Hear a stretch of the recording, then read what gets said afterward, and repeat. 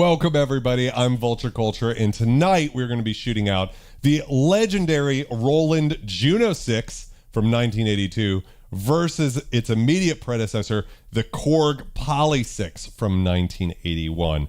Basically, the best you can get in these single oscillator plus a sub 6-voice architecture from the 80s. And I've been dying to do the shootout since I started checking out synthesizers on YouTube because I love the Polysix with all of my heart.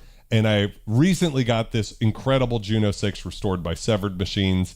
And they're both gorgeous, incredible analog synthesizers. So we're going to go through the oscillators. We'll go through the filters.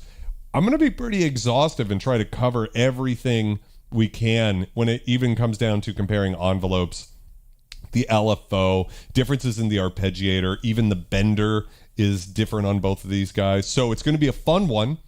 Strap in. There's going to be a lot of knowledge. If you just want to hear how these synths sound like some patches, I'm sure someone else has done that. This is going to be a little bit more nitty gritty for the truly depraved among you who love synthesizers as much as I do, and everybody in the chat. So welcome you guys. Can I get a scum cheers real quick? I'm gonna drink this. It could be drinking whatever you want. Cheers, you guys. Okay, so I'm going to initialize the Juno-6. You'll notice it doesn't have any patch memory. That came out on the Juno-60, which came out the same year, 1982. And they changed a couple of things. One is they added a volume knob just so you could balance the volume between the patches, patch memories, and they created a stepped high-pass filter. So on this synth, real quick, you have a fully variable high-pass filter. On the Juno-60, you don't. It has 4 discrete steps, just like on the later Junos, like the Juno-106 and Alpha Juno. Minor difference there. So with all of these synths, to actually initialize them, I kind of just do this, like just move the knobs around until it seems kind of right. And this should be something. Turn off the chorus. There we are, a sawtooth. Same thing over here. We have a manual mode on the Polysix, but it does have patch memory. So I'm just going to kind of do the same thing. This has that volume knob because, again, it's nice to have some sort of volume attenuator when you have patches, right? So we're going to turn off the open to cutoff resonance, sort of just set everything up like you would a normal synthesizer, right? VCO is not doing anything. Let's select sawtooth wave and turn the sub-oscillator off, and we should have the synths perfectly volume matched. I set them up for the stream to be that way, and they do sound really different right off the bat. Now, there's nothing that YouTube compression hates more than a naked sawtooth. So if you're listening to this and you hear some sort of crunchy noise at the top, that's YouTube compression. It actually handles things that are more complicated, like my voice or chords and stuff, much better than it handles simple sounds. So we won't spend too much time on the oscillators, but let's just do a quick comparison of the sawtooth before we jump in to the filter, right? So here's our sawtooth on the Juno-6, on the Polysix.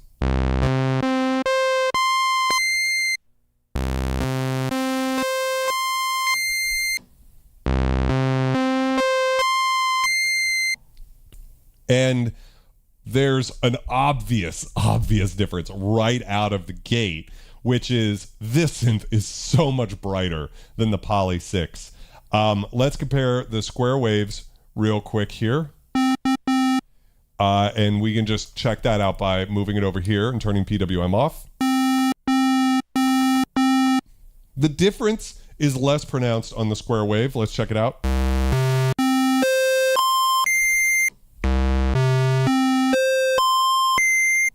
They're kind of in the ballpark. Jumping back to the saws real quick. Let's just do a 1-to-1 real quick in the octaves.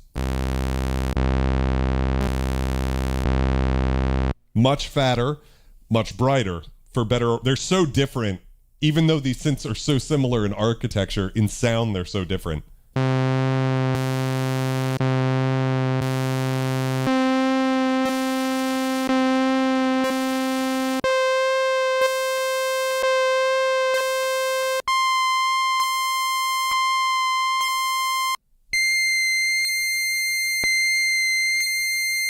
And you can hear that on occasion, you kind of get these little pitch differences on this voltage controlled oscillator synth as opposed to a digitally controlled oscillator synth. So what does that mean really quick? They're both analog oscillators, but the difference is that a voltage controlled oscillator has a tendency to drift a little bit in terms of its pitch, whereas this is a rock solid tuning. Let's check out the square wave real quick.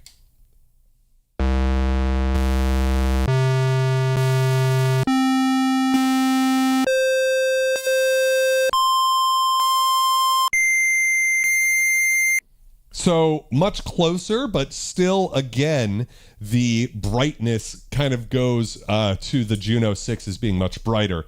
The Juno-106, by the way, is a darker sound, so it probably is a little bit closer to the Polysix, interestingly enough. There's that little difference there. And then we have a sub-oscillator. Now, this is interesting because on the 6, we have the ability to blend the sub-oscillator in. We can turn everything off and turn the sub-oscillator on. And you can hear it's just another square, right? On this synthesizer, we simply don't have that option. Oh, we actually, what we could do is bring the pulse width through 0, and now we don't hear it, and we can turn the sub on. So it's kind of the same thing, right? It's just a sub-oscillator, and now we can check it out with the square wave on, just to see.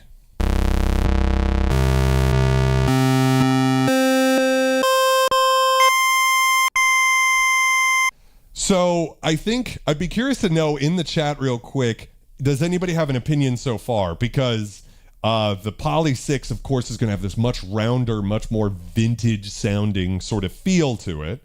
Whereas the Juno-6 is a lot brighter, arguably almost a little thin sounding, or you could say a lot fuller. As we progress, we'll be able to hear bigger differences. I'll leave it on, in this case, the sawtooth and the sub for both. I think that'll give us the best demonstration of harmonics.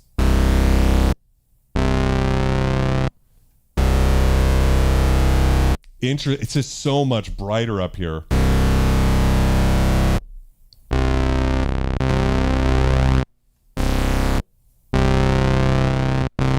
So let's sweep the filter, right? That's the fun part of owning a analog synth. So let's go do them both. In this case, I'll start with the Polysix and then swap to the Juno-6. I won't speak between filter sweeps.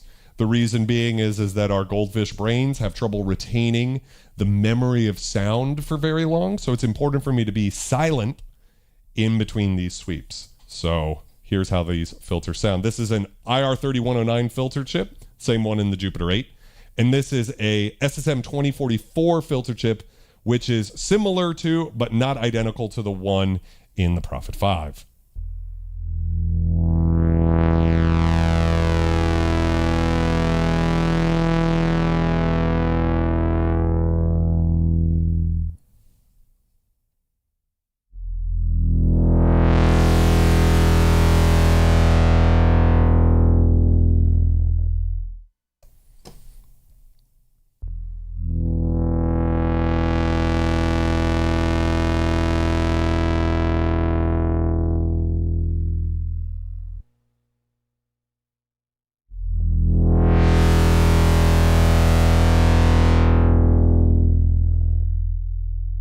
Let's add some resonance in.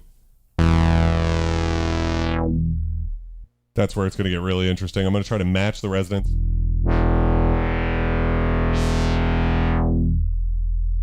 So yeah, kind of similar. Again, starting with the Polysix.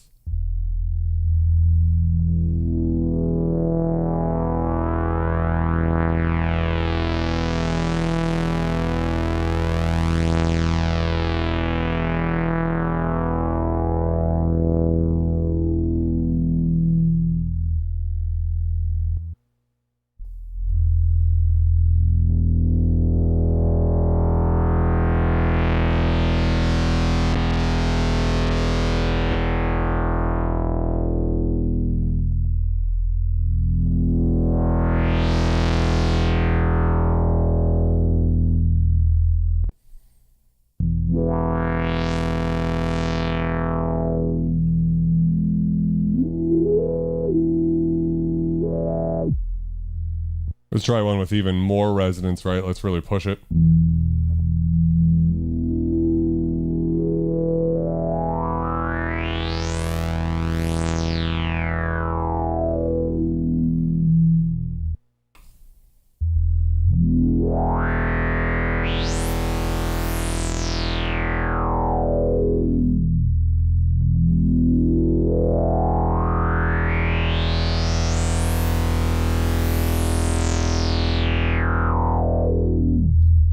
So what are we hearing? Let's max out the resonance on the 6. And then let's try to find that resonance.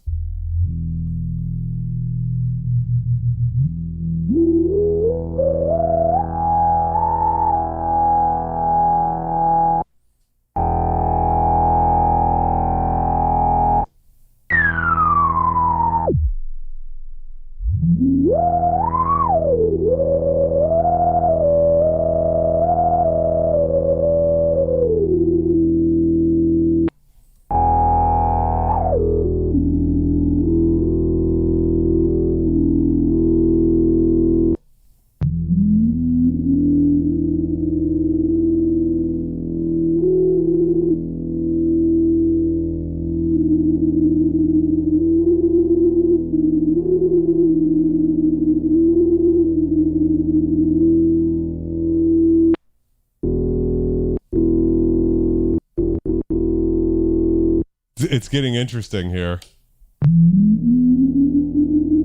Listen how it's like coming up there even though the envelope's off.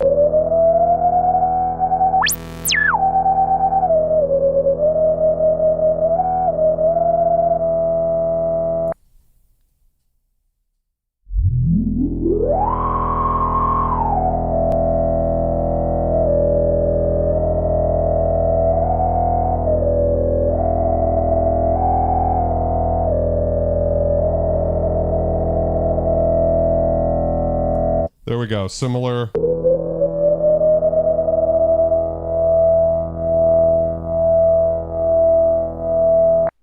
I don't think that's controversial here, Adapt. How's it going? Matey Mate, welcome. How's it going, everybody? Dr. Cynthy Pants, welcome.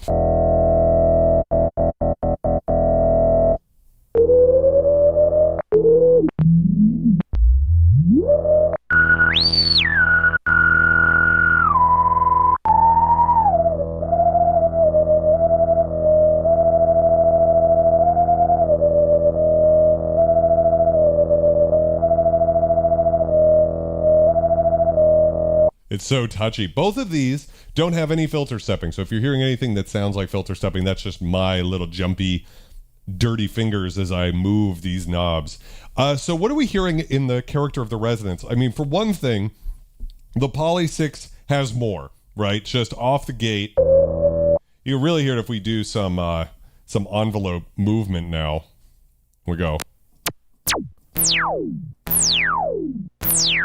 Let's just do that. Attack, decay, maximum, sustain and release all the way down, envelope intensity all the way up.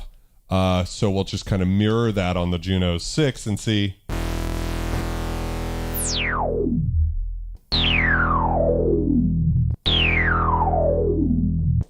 Versus so much more of the sound is dominated by the resonance on the Polysix.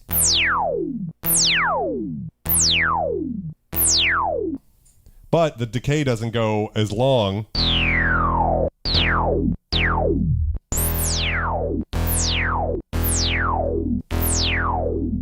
It's actually very interesting, the difference here with this extreme resonance.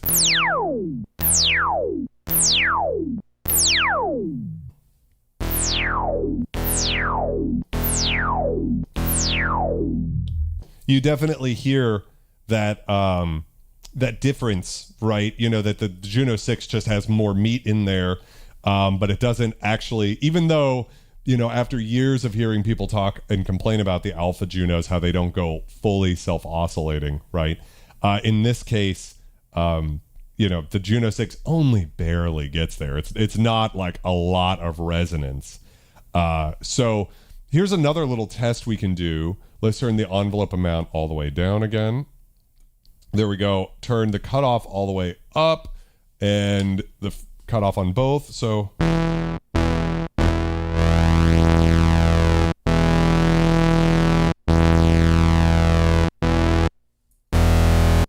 such a different sound, isn't it?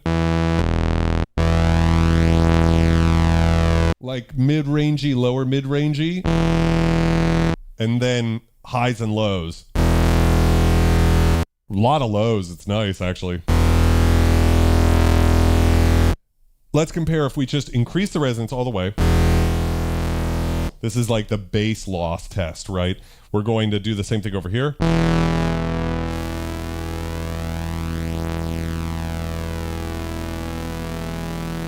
There's a little bit of gunk in there because the cutoff isn't going quite as high. I guess we could increase keyboard tracking. It doesn't really do too. So which filter loses more bass, right? Because we have the resonance cranked on both.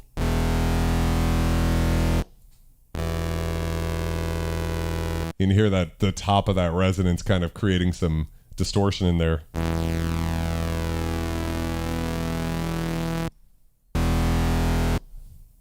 Nope. It's just the nature of the adapted. It's just the sawtooth and the sub, and then over here we have the sawtooth and the sub. Same thing.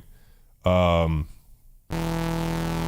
So the Polysix SSM filter does lose more bass. Then again, if we dial back the resonance a bit,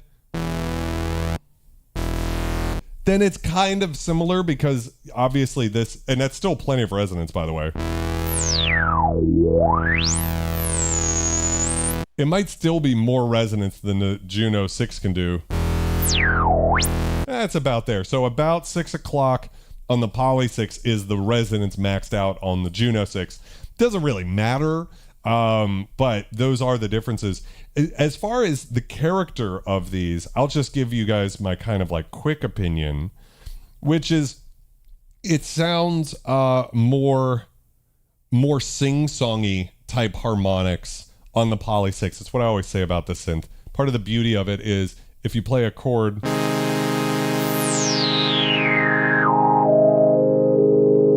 there's a way in which the filter just sounds great no matter where you put it, even with extreme resonance, right?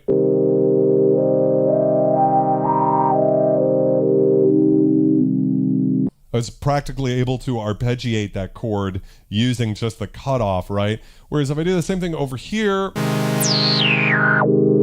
a little bit more of that sharp Roland thing, even though the resonance is not so great.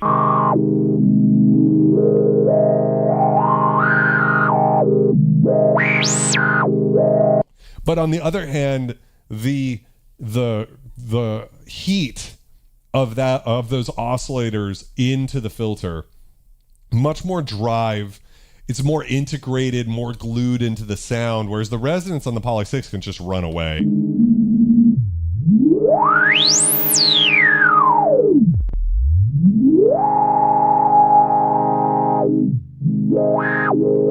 But somewhere in there, it just sounds very magical and beautiful. I don't know what you guys think. Let me know if I'm just completely biased and crazy, but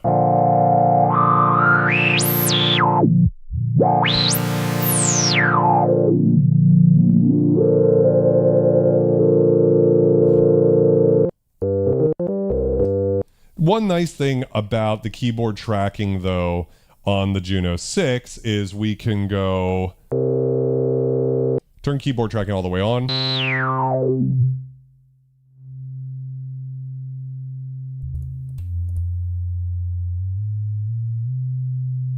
And now we can play the filter itself. You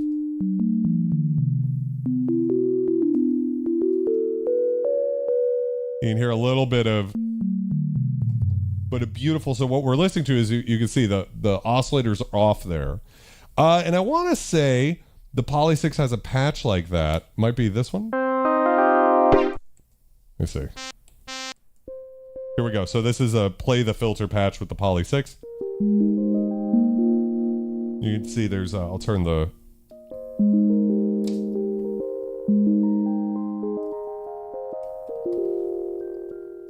really has trouble playing these high notes up here.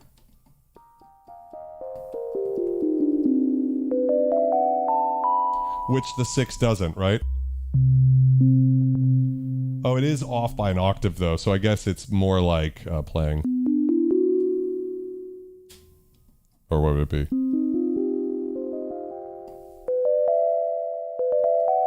So it's a little bit off on the tuning too, which is interesting. So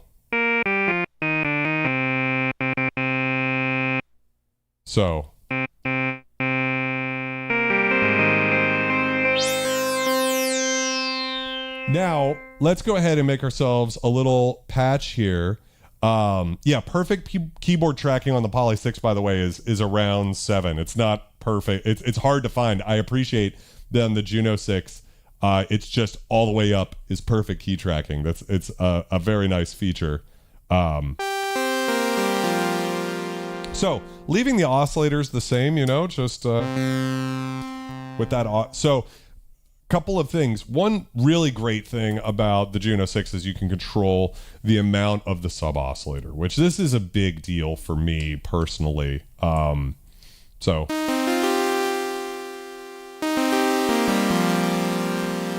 God, it's so beautiful, isn't it? Just the oscillator sound of the Juno-6 is beautiful. Now, when you have a sub-oscillator synth, the Alpha Juno gives you some control over sub-oscillator volume, but the Polysix, it's on or off, right? So off. It's so beautiful too. It's like warm and gooey as opposed to the Juno-6, which is bright and clear. Or it's on. Or it's on 2 octaves down.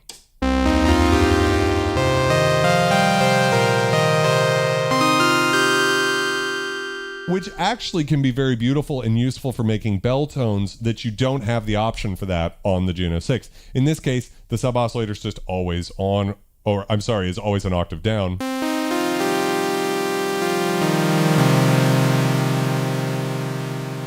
But what I like about it is that this ability to blend it in and out, it can just add that weight that might be missing from the sound.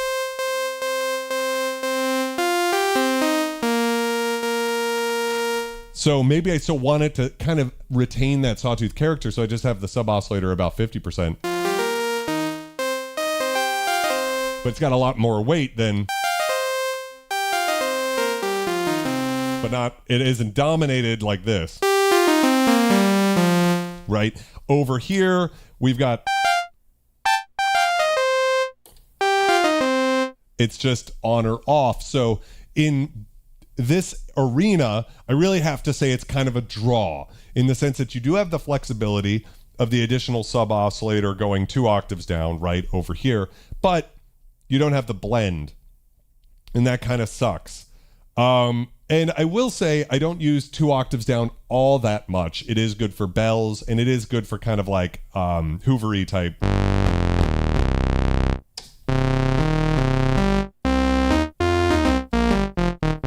You can hear how that could kind of get that sort of a sound. West Kid, how's it going? Good dog, how's it going? Yeah, so the fact that it has that sub level is really cool, Dr. Cynthy Pants. So that's an interesting little point here. I want to talk about now the pulse width modulation. So we'll actually turn the sub off and just listen to only the square. And we're going to do the same thing over here. We're going to turn the sub off and listen to only the square.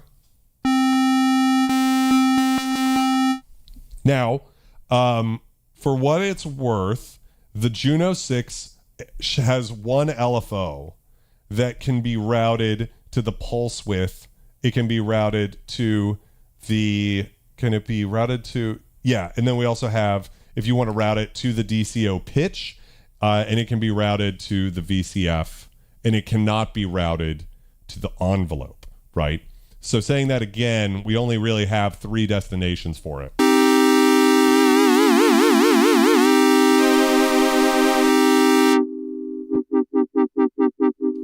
Those are our 3 destinations that we can shoot the LFO to. We actually have 2 LFOs per voice on the Polysix. We have one dedicated to pulse width modulation. So you can hear...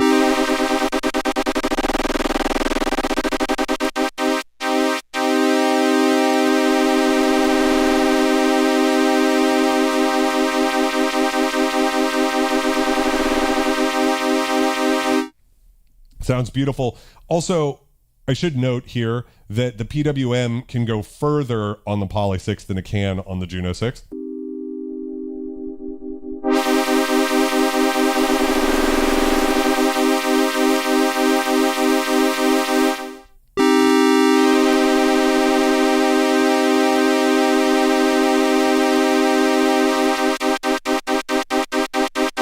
All the way through 0 where we're losing the actual note, for better or worse. Again, it's kind of one of those things I don't know if it necessarily makes a difference, but sometimes it can be fun to be able to do these sorts of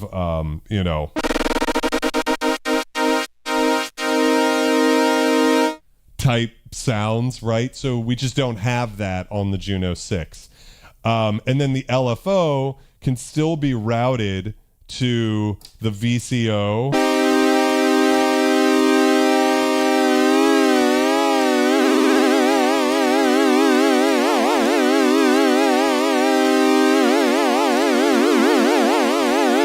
And what's interesting is the mod wheel can increase that amount even further than the level amount. And so it's kind of, we have like two independent controls for the LFO over here. Whereas in this case, we don't have a mod wheel at all, actually. We just have this LFO trigger, which is super interesting. And so the way that works is you can either trigger it to be on, or if we have it like on LFO mode, we don't hear it until I hit the trigger. So this is before Roland sort of standardized their bender that you could push forward to get a little bit. Adapt Manipulate asked about Unison.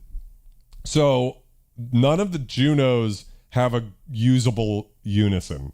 The Juno-106, they added Unison into it, but it's very bad because the DCO, the tuning's so perfect, it has this very hollow sound. Whereas over here on the Polysix, we do have Unison. And if I put it in Unison mode,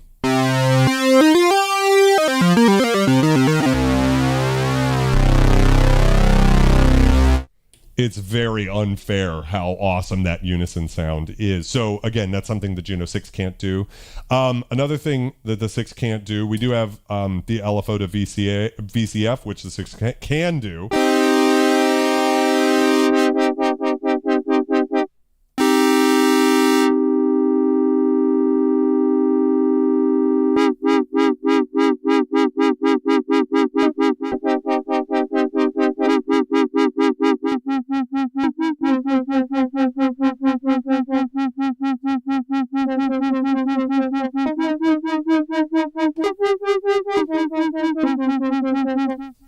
So we have that option, but what we can't do is we can actually modulate the VCA, which is a beautiful sound.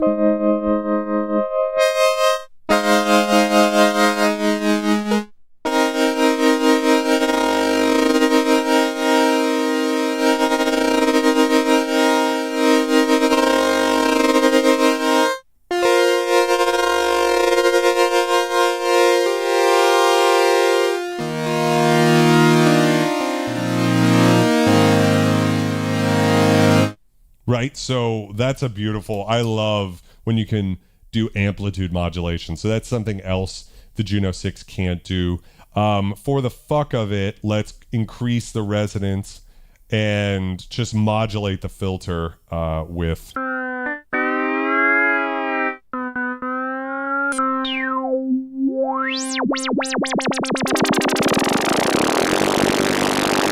See how fast we can go.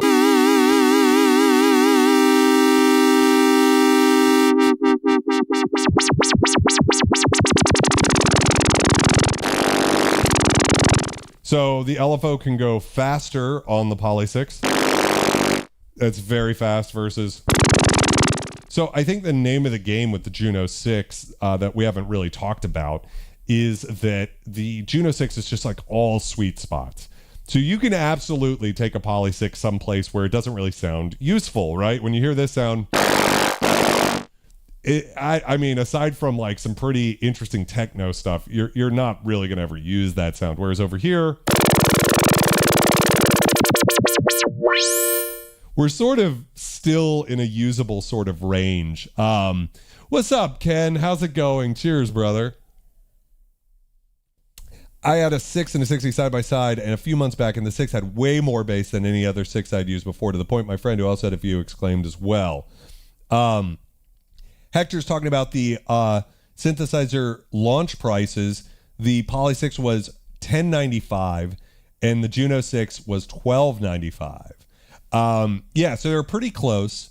And we should talk for a second about street prices too, and why the Korg Polysix is going to win, just in terms of if you're scum like I am, you're always looking for a good deal, right? So the street price you can expect to pay for a Polysix nowadays is about $1,450 with shipping.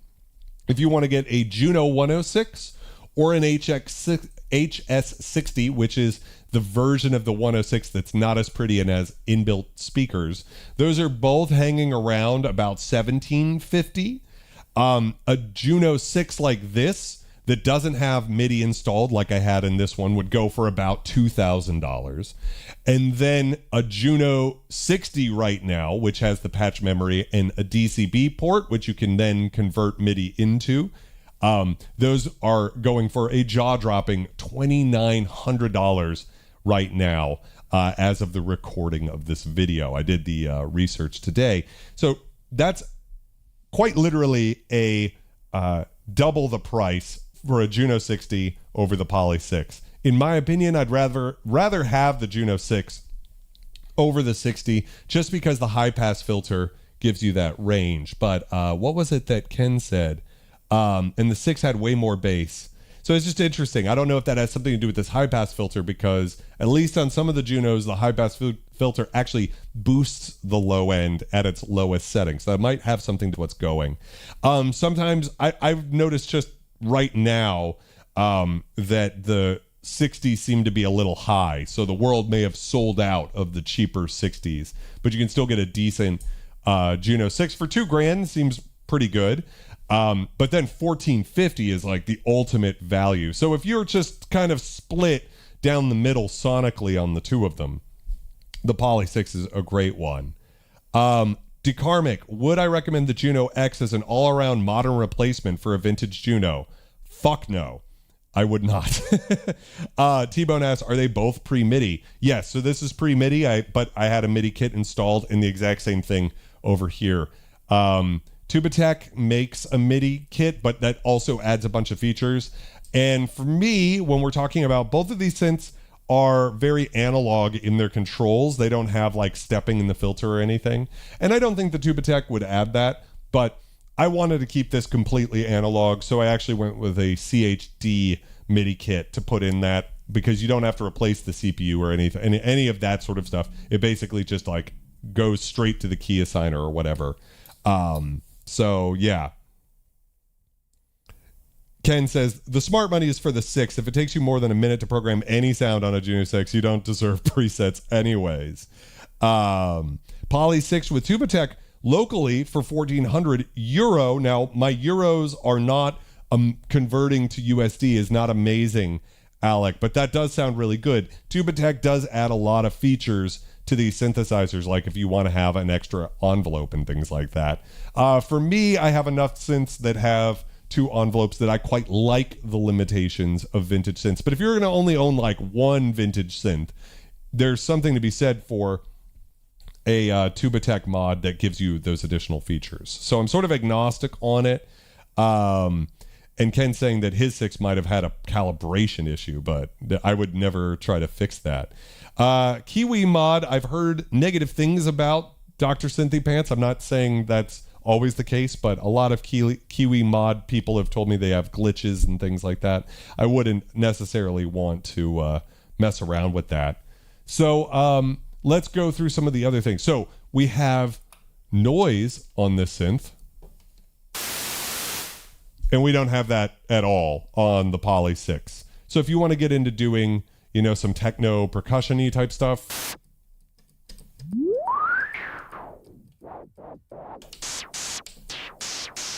this is sort of what Ken's talking about, where you should be able to make any sound you want.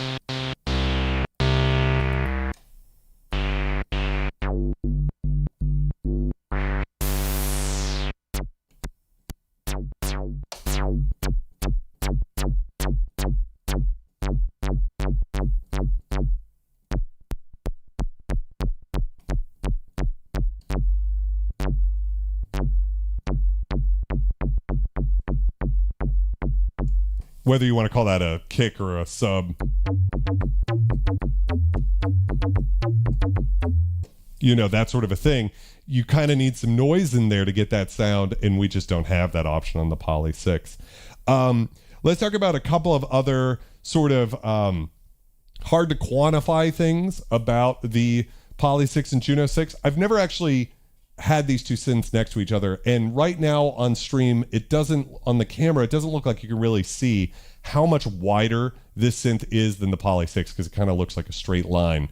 But this synthesizer is 41 inches wide by 13 inches, and this one is 38 inches wide by 13 inches, also known as 42 Poptarts. About 42 Poptarts would cover a Juno 6, and only 38 would be required to cover a Poly 6. So there is a lot more real estate on a Juno 6, and because you don't have this patch memory, there's a way in which this synth feels, I wouldn't say cramped, but you know, it's all together, whereas a Juno 6, it's like crazy how big everything is. I might lose some subscribers here by making this joke at the expense of baby boomers, but have you ever looked over at a fucking boomer who's got their like text on their phone and it's like giant, right?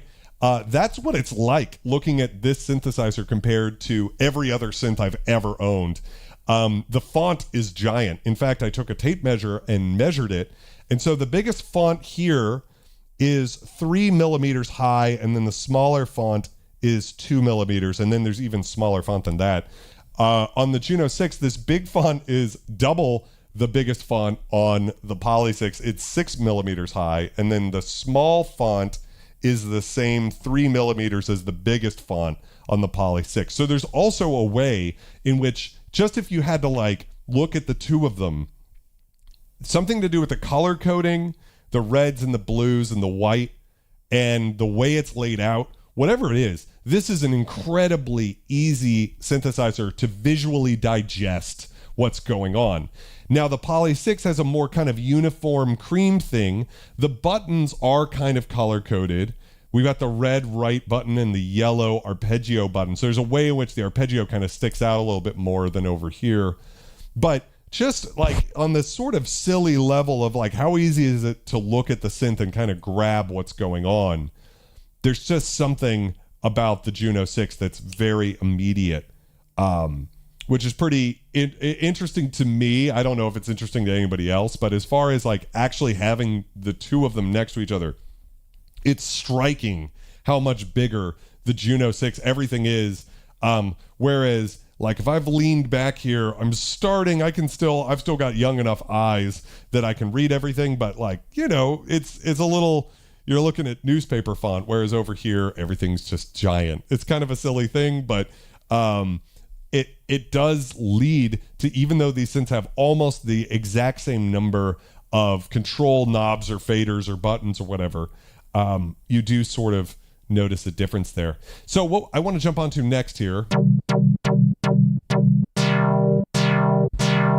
let's get the pulse width modulation and the sub going.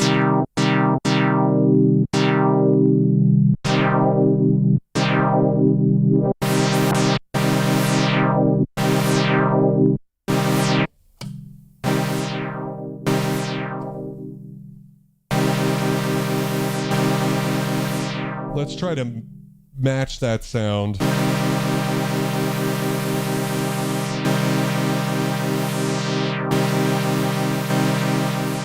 Kind of like a poly synth sort of sound. Let's match that on the Poly 6. So we need to go to, let's turn this incredible modulation down. Sub-oscillator on, pulse width modulation.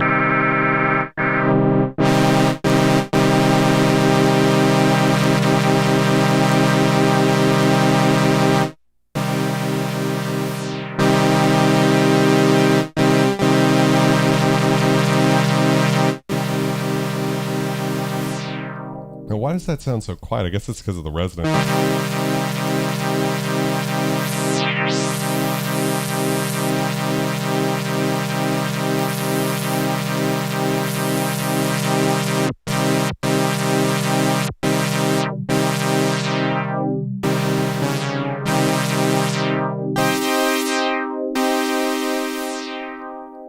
It's really interesting, the volume difference here.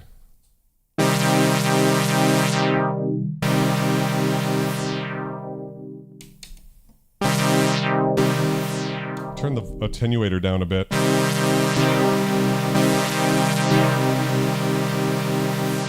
It's funny, it does kind of sound lusher on this one. Oh, sustain down too, that would help.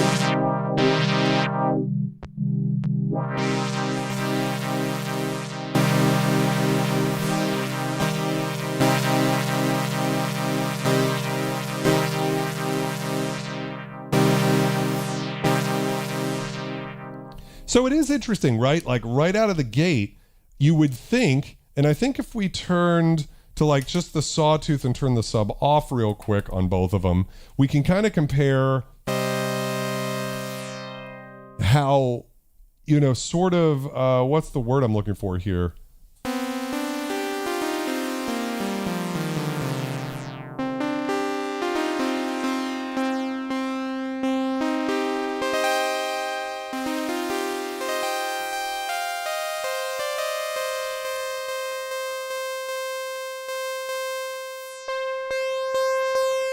We can do a little comparison of the VCOs versus the DCOs, right? So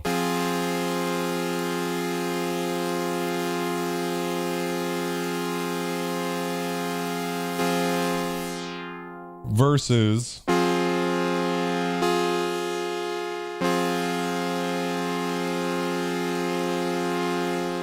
how much more movement you could hear in the Polysix. So there's a way in which, when we've done these comparisons before, checking out a synth with VCOs versus a very similar synth with DCOs, if you have two oscillators per voice, in a way it kind of doesn't matter as much, right? Because once you start detuning oscillators, the biggest difference is that having a VCO-based synth, the detune beating of those oscillators will have a less periodic sort of up and down motion to it, a little bit more of a dolphin on Quaaludes as opposed to a dolphin on Adderall, which is what we're getting with the Juno-6. Very tight tuning versus there's already some natural chorusing in there. But then, you know, if we jump over to the square wave with the sub-oscillator, so we kick that on, right?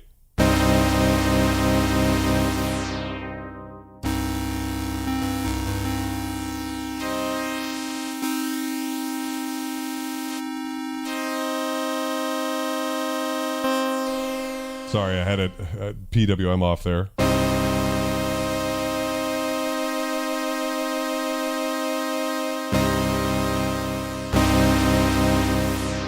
I don't know what it is, but the PWM on the synth is just massive.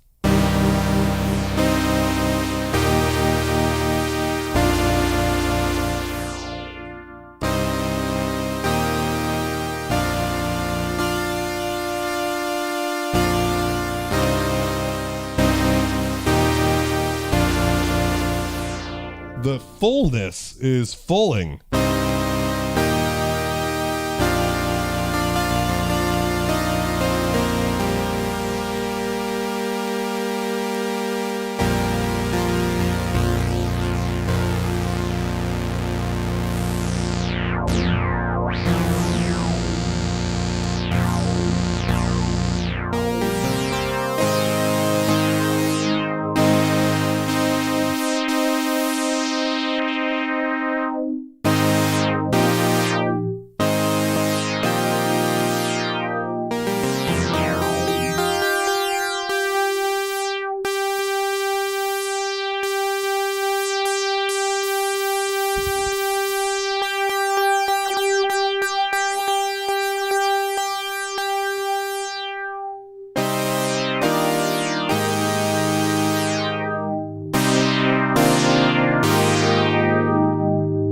The lushness is kind of crazy. How's it going, Lonnie? Good to see you. Tripwell, how are you doing? Anthony, how's it going? Welcome to the party. Can I get a scum cheer in the chat?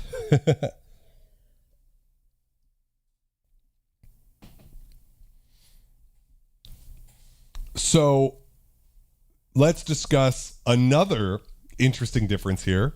Let's go back to, I suppose a sawtooth wave is going to be our best, most fair comparison.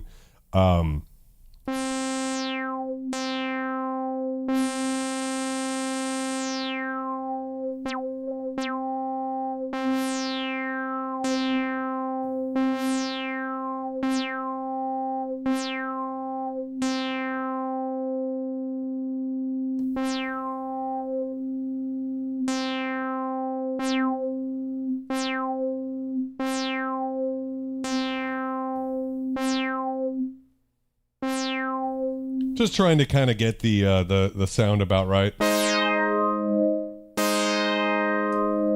Pretty close in there. Let's check out the choruses. So this is interesting too. Now, on this, there is a difference here, which we'll have to use the attenuator to sort of compensate for. On the Juno, everything about the Juno is like things get louder as you put things on. So if we turn on the sub, right? So this is the sawtooth. Let's turn on the sub.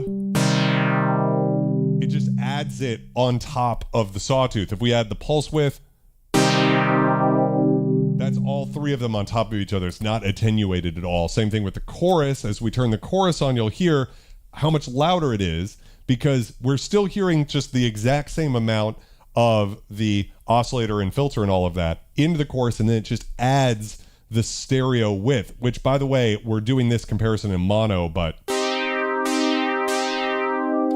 off, on. Versus if we do the exact same thing over here, off, there's more of a drop in volume there.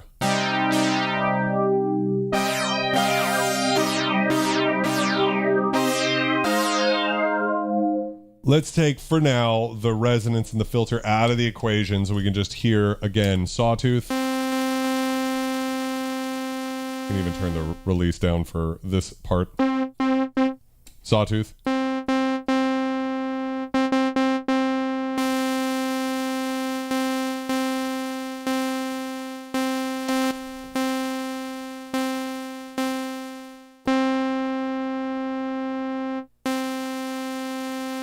There we go. So let's just hear this chorus again. We got chorus 1, 2, and both on, which are different sounds.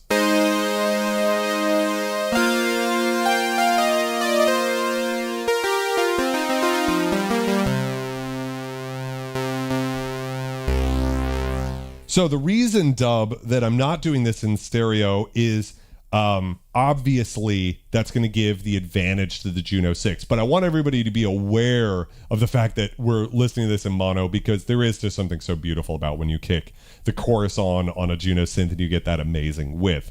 The Polysix is a monaural synth, meaning that it only has a single output. There are modifications you can do to change that, but the way you would buy a Polysix in 1981, the year before the Juno-6, by the way, I should say, it would just have the monaural out. So let's just start with a comparison. Now, we have 1 and 2, which are essentially different speeds of Juno chorus up here. On the Polysix, we actually have a control to control the rate of the chorus. So we'll try to match them first. Let's just turn sustain up, fuck it.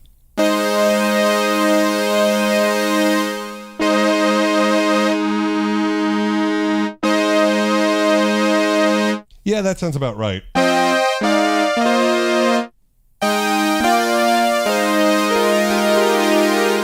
So you can hear how much more brightness is actually coming through on the 6. If we go to chorus 2,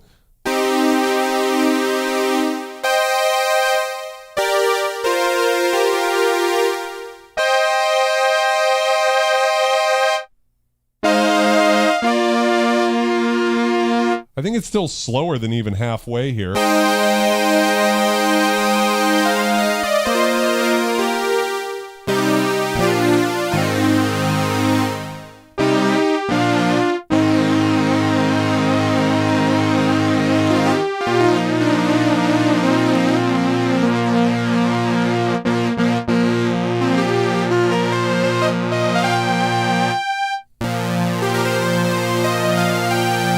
I mean, for these sorts of brassy sorts of sawtooth sounds, the Juno chorus, there's a reason it's a legendary.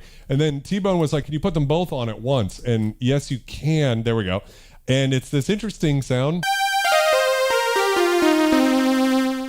It's almost more of like a fast vibrato. And let's see how fast we can take this. We can't quite get there with the chorus, but we can kind of get something.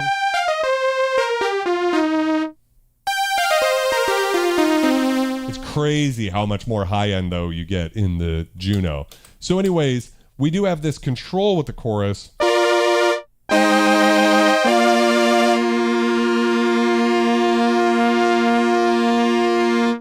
I like a slow chorus for what it's worth.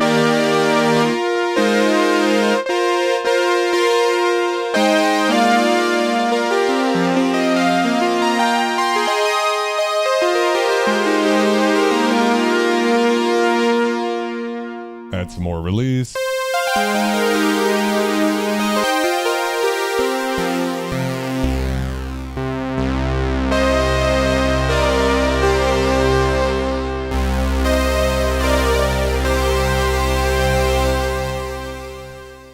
So if I had to say, I mean, there is a way in which the Juno just sounds so freaking lush and beautiful. What do you guys think of so far on it? Sebastian Comore, how's it going, my friend?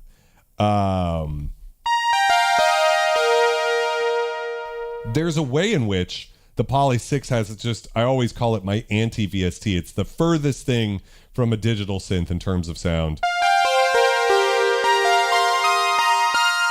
Just this very warm, mid-rangey type of a sound. Whereas this brighter, buzzier thing, probably closer to a Jupiter 8, right? You know, it's the same components, different oscillators, of course, but the same IR3109 filter chip in it and the same envelopes and everything. So let's talk about the other options we have on the Polysix, lest I forget. So we have a phaser on the Polysix.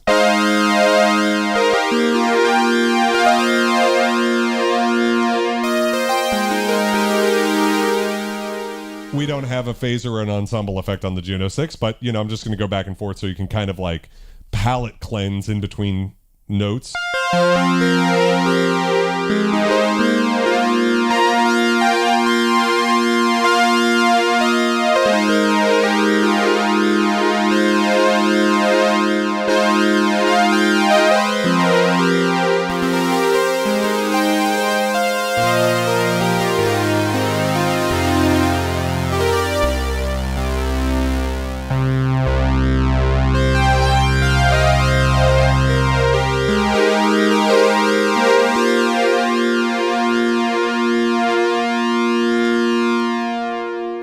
Phaser as well, and it does sound really great. We can take that pretty aggressive too. So it's speed on the chorus and phaser. If we go to ensemble, it's intensity. So let's bring it all the way down.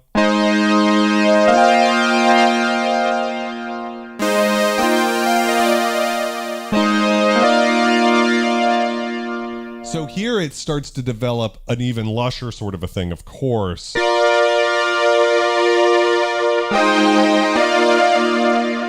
then taking it all the way, we can take it up.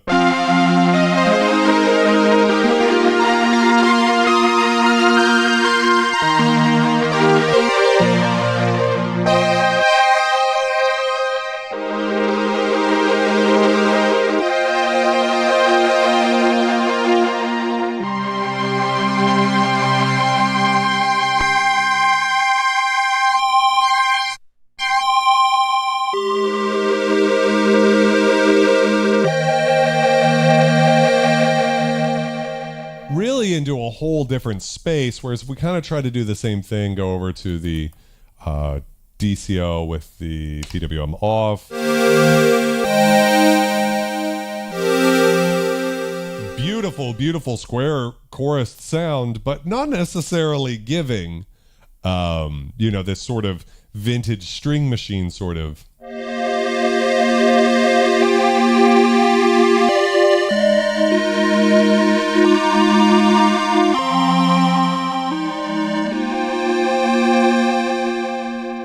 Good Dog says the Polysix keybed is terrible compared to the Juno. Now, this is interesting because I don't know. I suspect this keyboard has been replaced by Silicon Ballet in Japan, the guy I originally bought this from. So the keyboard feels great on this for me. I'm also not really the best with keyboards because I'm so used to vintage synths that have kind of clacky keyboards. To me, on these two units, they're about the same. I wouldn't necessarily say one is better than the other, but that's my unit versus your unit, so there's going to be some of that. Regal, yeah, it is really, really epic. So let's make more of a pluck sound.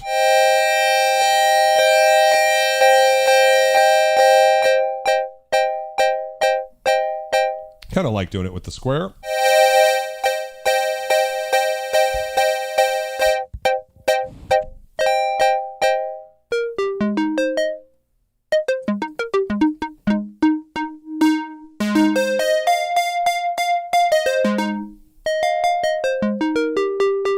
Just sounds so lush. It's amazing how.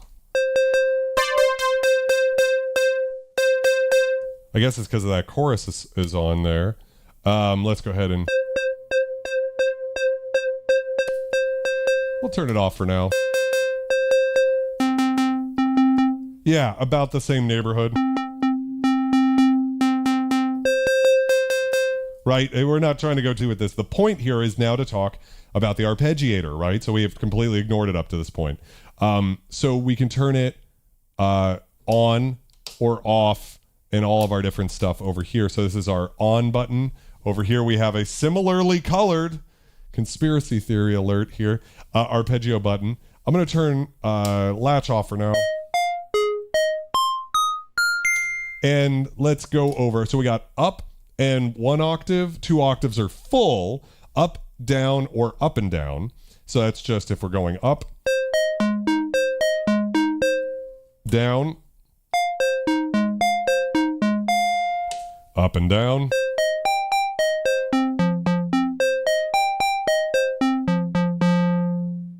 Same idea over here. We've got up,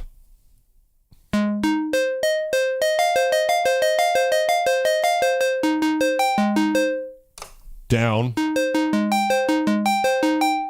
and then up and down. We've got 2 octaves, so we could go.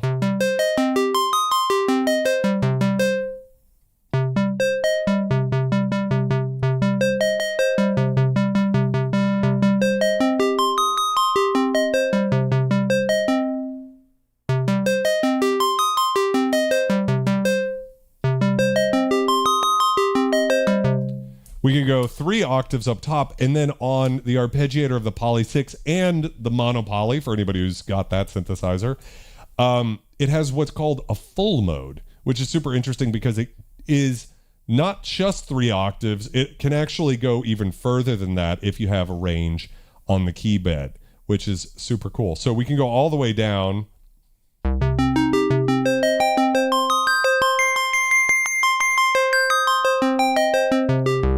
So you can hear how it kind of did an interesting little dance at the highest notes there.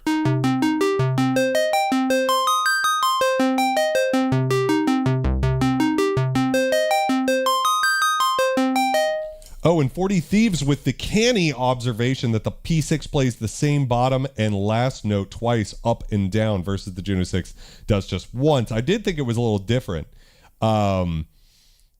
Dubstation hates that. He says, I hate down that doubles the note on the turn.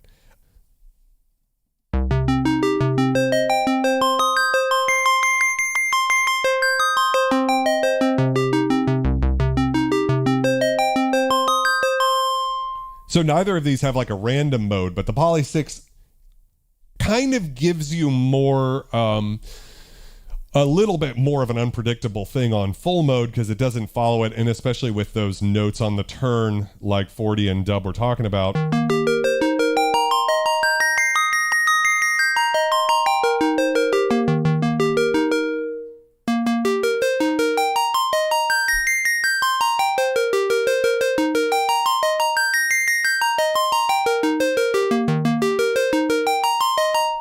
So that kind of gives you a general idea about these two arpeggiators. Let's just put it to up mode and 2 on both. That feels more fair. And we'll just see how fast we can take it. So on the Poly 6, we can go.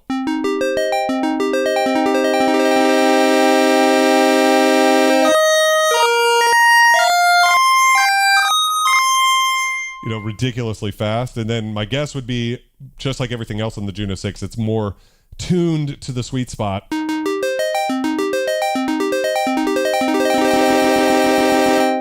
Yeah.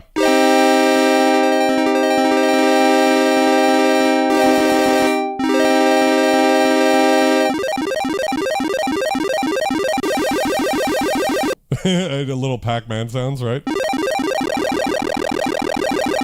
It's interesting, it doesn't seem to hold it as well.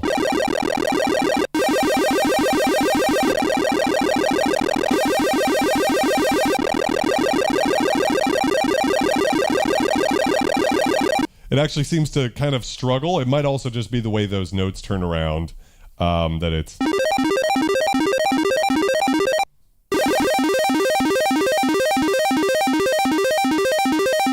I mean, for what it's worth, that is what it is. It's pretty similar. Let's see how slow we can go.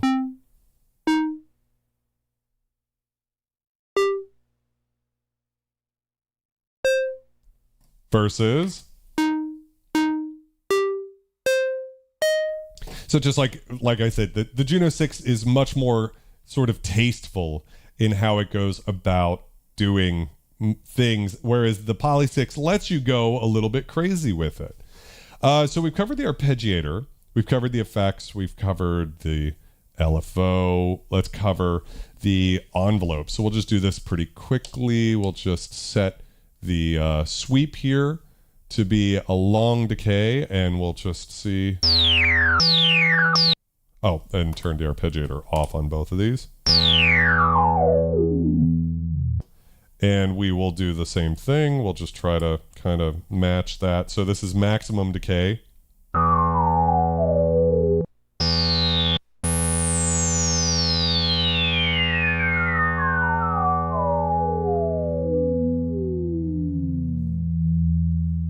So what's interesting here is obviously I've talked on this last stream we did on the Juno-6, talking about how it has this kind of constrained envelope amount where it doesn't let you go too far with the envelope. The Poly 6 is even more so. Like it's to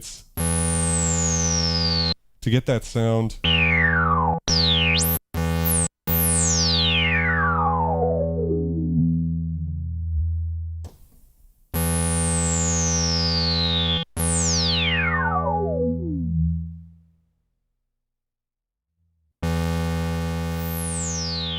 Actually, that might not be true. It might just have to be the relative to the cutoff here.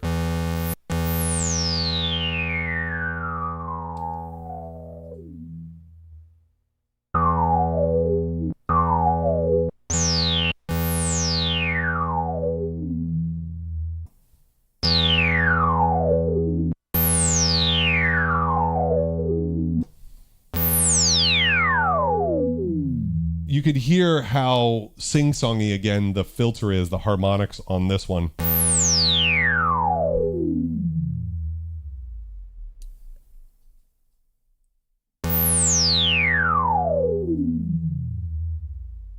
Listening to the low end response here.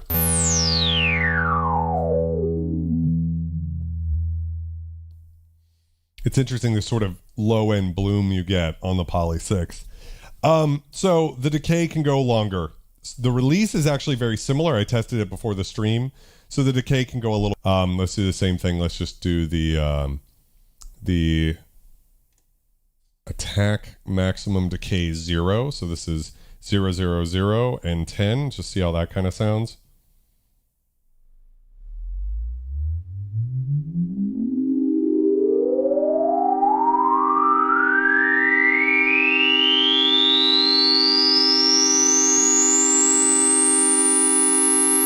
This is sort of the evolving pad test, like how slow can you go?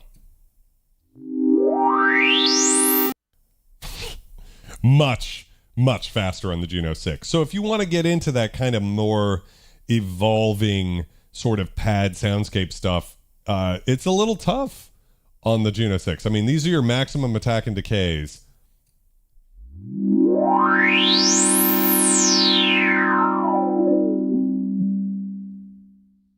Which is probably good for any song that has any sort of tempo. But if you're doing ambient music, right?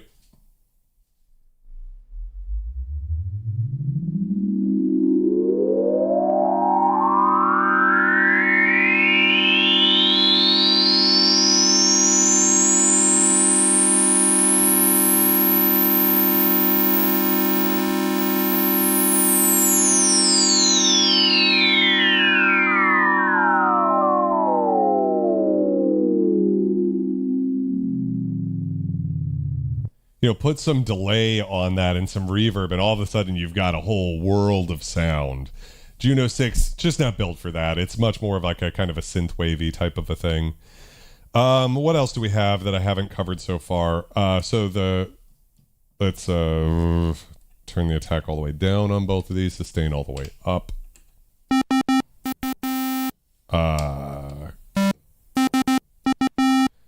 Bender, so on the Polysix, we have a pitch and mod wheel. I already covered how the mod wheel, you know.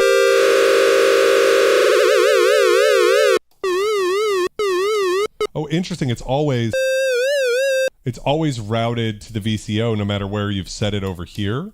So you can always get vibrato. Whereas over on the Juno-6, you can route the LFO to vibrato and say the filter at the same time. But on the Polysix, we can of course do that with the amplifier as well. Which I love amplitude modulation. I love those types of sounds where you've got some movement to.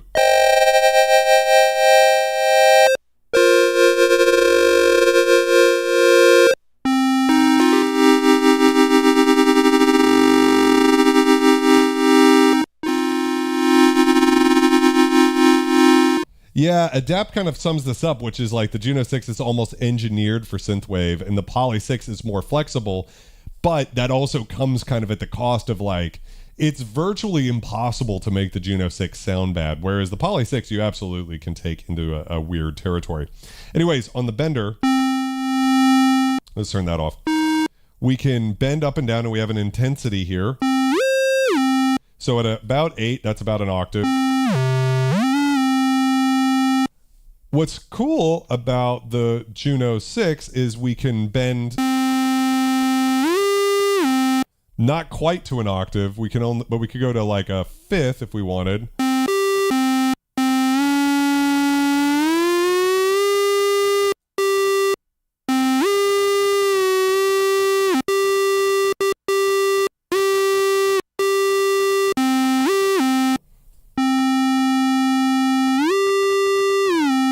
So we can go to a fifth on the Polysix.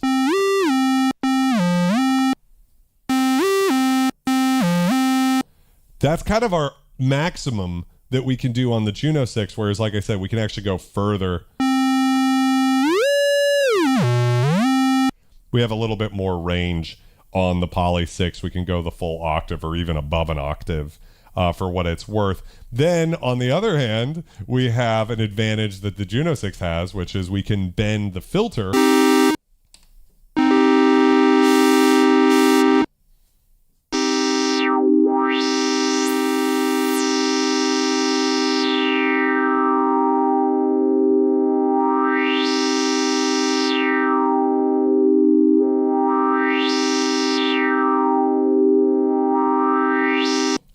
So that's like an example of where you could do that. The SH2 that you guys can see just off camera here, that has that same feature. I find it very useful for lead sounds where you can bend the note as well as the filter at the same time. So that's something we can't do on the Polysix.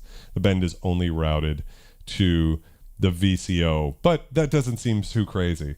So we've covered the bender, the modulation, the VCO, all of its permutations versus everything you can do over here, I believe. Oh, no, I did miss something.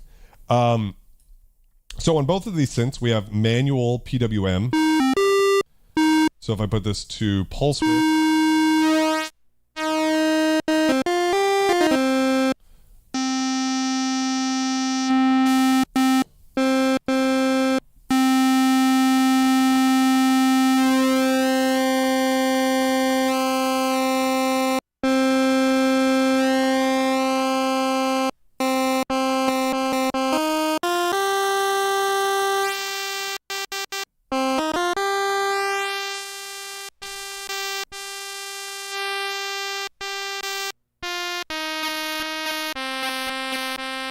so on both of these, you can do manual PWM or manual pulse width control, but we can just go through 0 as previously mentioned over here. What's cool, though, on the Juno-6 that we do not have the option for at all on the Polysix is we can also use the envelope to modulate PWM.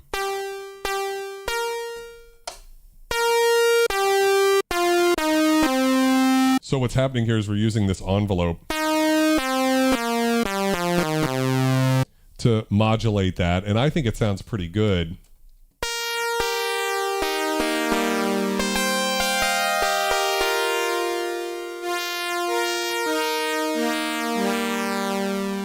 Almost like a little bit of a...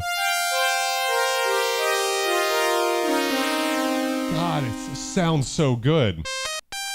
And now all of a sudden that sounds kind of weak in comparison because we don't have any option to do that.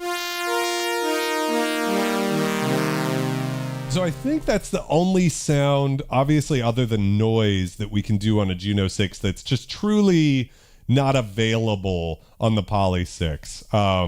You know, we have the high pass filter if we want, which is funny in this example because comparing these two synthesizers, it's like the Juno-6 is already so much brighter most of the time. But it's interesting things as far as it goes. So what do you guys think so far? I'm curious. I think now is the time to also, one thing you'll notice is like the sawtooth, right, is pretty dark. But the pulse width can get pretty bright. So that's really where the synth kind of can compete brightness-wise a little bit with the Juno-6 is if you're using pulse width modulation.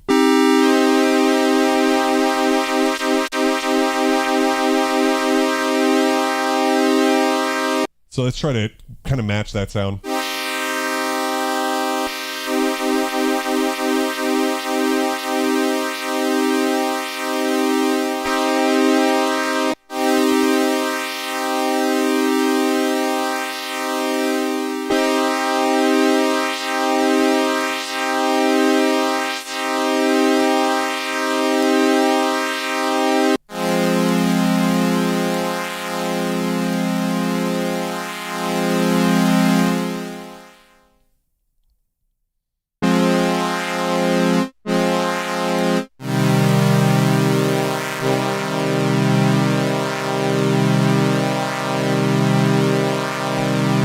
Sebastian is team Polysix.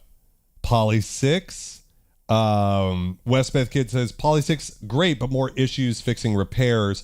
Yeah, I mean that's another thing I probably should have said at the beginning of the stream is that the Polysix is famous for having a battery leak issue, which you don't have to worry about on the Juno-6 or 60. Of course, the Juno 106 has the melting VCA VCF chips. That's a whole other issue. But assuming you're buying a Polysix that's had that issue taken care of, then they're equally rock solid, in my opinion. Bring the resonance in, Jerome, to get it. Interesting that Dr. Cynthy Pants is team Polysix. Jerome, what was your opinion again? Let's see. 40 Thief says, I don't know, I'm torn. Both have their strengths, but like Dub said, I would just rather stick with two oscillator synths in the end. Right, I heard Dub say that as well. I think what's interesting about both of these guys, for me, is that they do have a lushness to them that's a little different. And this sounds so stupid when I say it, but it's kind of true. Like when I'm using my Alpha Juno you've got a single oscillator, right? So you get a different sort of tone and texture. Now, of course, on any of my 2 oscillator synths, I could just turn off the other oscillator, right? And then just kind of use it that way, or use it as a sub an octave down. And you, in theory, should get the same sort of clearer sort of tone to it, like single oscillator plus a sub through a chorus, famous recipe sort of a thing. But nevertheless, I kind of like it when a synth forces me down a certain path. And they both have such a unique sound to them. Let's see. Ken says, the nasal PWM on the Korg with the ensemble gives me that airy light feeling. Juno to me is more grounded and dramatic, to speak in hyperbole. Adapt is Team Polysix. Ray MHD says, little off topic, my bad. Do you plan on getting any of the Jupiters for streams? Which ones would you own besides the 6? I had a 4 for a bit in the studio and immediately thought it sounded like the Polysix, but without 2 extra voices. Filter's gorgeous, loses a lot of resonance. Chorus is very Juno-6-esque. I don't know. The Jupiter 4 for me is a bit of a hard sell. It's not a natural fit for me personally, but of course it is legendary. The Jupiter 8, of course, who wouldn't want to have a Jupiter 8? Jupiter 6 for me is the real synthesizer that could be a contender in this studio. I'd really love to shoot out the Jupiter 6 versus this JX10 at some point, because right now the JX10 is sort of my baby, my Roland super synth, because it's got 12 voices, but of course it can't do PWM and it doesn't have VCO. So it'd be interesting to hear, in a shootout, which is the winner. For me, I was really hoping the Polysix could just cleanly replace the Juno-6 and I could just sell this bad boy after repairing it and putting a MIDI kit in it and everything and hopefully make a little money, but I don't know. I mean, I think the next shootout we do with the Juno-6 versus the Alpha Juno is going to be the real interesting one, because that will more determine that, where we could go as far as it there. Jerome says, I love both for different reasons, but my favorite is the Juno-6. I use the Polysix live at our radio show. Polysix has character, Hypothesis 13 says, and that's why it wins for me. It is the character synth. So Super Jupiter is definitely an option too, 40 Thieves. But I have to say, even though it's the superior version of the Jupiter 6, I just like keyboards. I'm such a fucking idiot because it's probably the way to go, but I just like having the keyboard, even though the Super Jupiter is actually the only version that has velocity and aftertouch. Ken says he needs to get a video out or he's going to get demonetized. I did a video. I can't remember which one it was. It was probably on one of the JX3P versus the Oberheim Matrix 6, where we tried to do PWM with the cross-mod trick, Hector. And it's close, but it's not the same as having actual PWM. But it's a cool sound in itself. Thank you very much, Dr. Cynthia Pants. I appreciate you. I would modify the Jupiter 6 with the Jupiter 8 mod, Ken. What that is supposedly as simple as adding a resistor in somewhere that basically gives you similar resonance compensation to the Jupiter 8. That to me, when I've heard sound demos, I'm like, that's a clear improvement. Europa mod, not interested for me.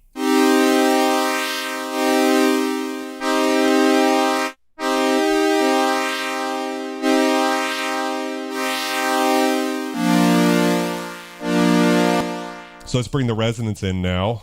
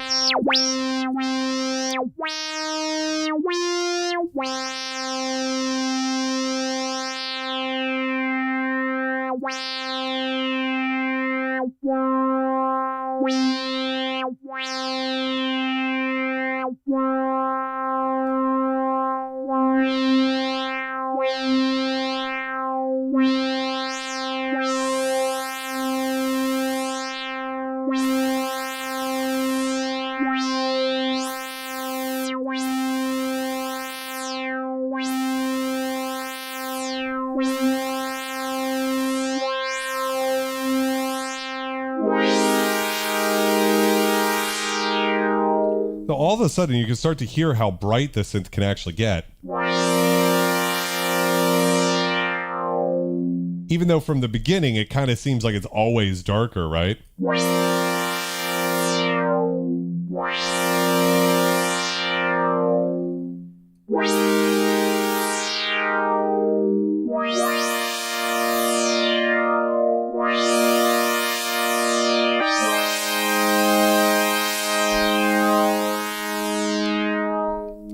Ray MHD, what do you think about the Jupiter 6 versus the Juno-6? Yo, what's up, Rob? How's it going, Swords and Synthesizers? I'd love to check out an SH7 for sure. How's it going, Carl? Welcome, my friend. Good day. How's it going, everybody? Yeah, the resonance. I mean, what can I say? It's an SSM filter.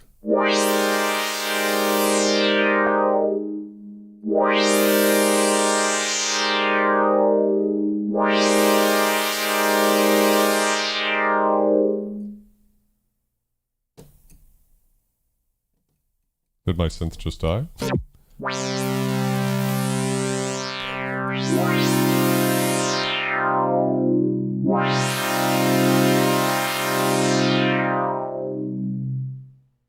don't know what that was.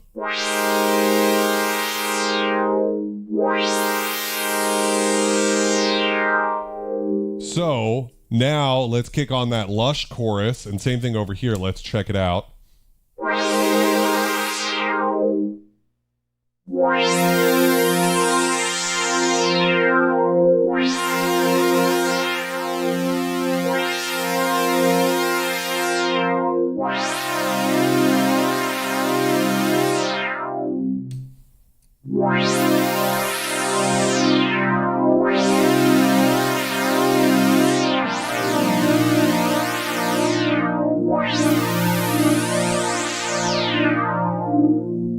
So I hope this is really highlighting that even though these two synthesizers really throughout this entire stream have felt so disparate, so different, considering they have almost identical architecture and features, probably closer than any two synthesizers we've ever talked about, they really do sound different when you pull apart the parts, but then somehow when you add it all together, we kind of end up back where we were, where it's a little bit closer, right?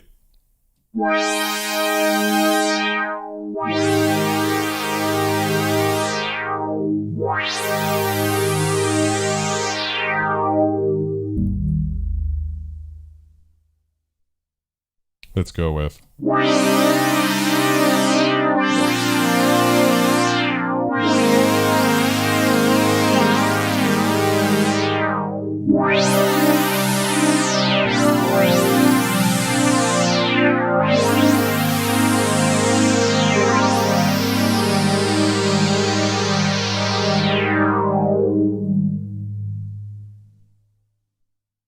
Derek Blue Monkey Junk says he's Team Polysix.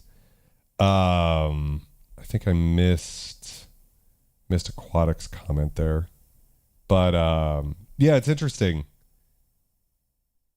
Can I play the theme for Scarface? Not off the top of my head, unfortunately. So yeah, it's a very beautiful.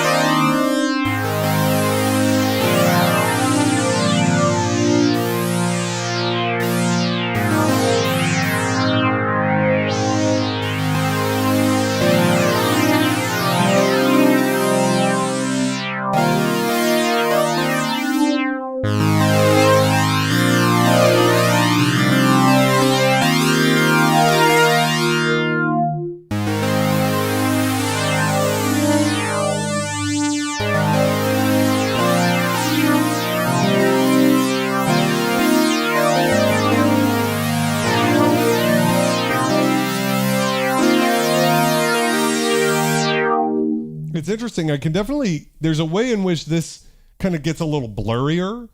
God, it just sounds so lush. And then over here, it's just, I'll never be able to sell this Polysix. It just sounds so good to me. So let me catch up with the chat here real quick. Let's see. Yeah, I mean, it's so hard to pull it apart. Lonnie loves the Korg sound. More fizz in the Juno, more depth in the Polysix is well said, Westbeth. I haven't been able to check out the new Ice Planet 9000 track yet, Carl, but I've just still been listening to Red End on loop. Awesome industrial music. If you guys haven't checked out Angel Spit's new album, it's definitely worth checking out. The envelope shape of the Juno is a bit more preferable to me. Yeah, I agree with that. It can do some, it's a little bit less predictable what you're going to get out of the envelope here, for sure. Definitely have checked out the Midnight Before Hector. Big fan. Adapt says the Polysix is a Korg masterpiece. It's a timeless synth.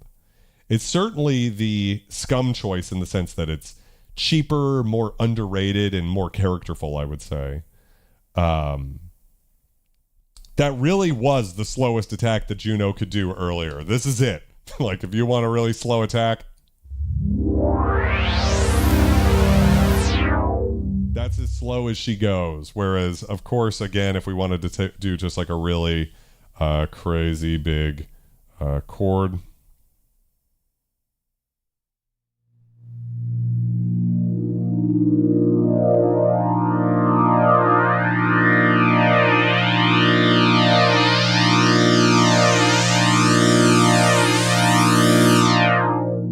I mean, it's just a huge difference, right? Oh, we did cover Unison a bit earlier, but yeah. So I guess we could do one more sort of test, which would be what I like to think of as the Dubstation Zero test. First time I saw Dubstation Zero play live, he had I want to say you had an SH-101 clone in your Eurorack that you were using for bass lines, and the bass lines were insane. So I'm not going to say that I can do a Dubstation Zero bassline justice, but I'm going to try at least. So I'm going to use a sawtooth and a sub. Let's do that for this sound. And turn attack. And we're going to go to gate and sustain release. So we have the chorus on, sawtooth, sub, and we're going to bring the amount all the way down.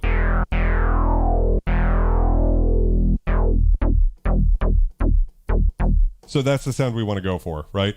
Same thing over here. Let's see. It's using the gate, so the release is off, sustain all the way down. And we'll go to chorus here, just to keep it kind of fair.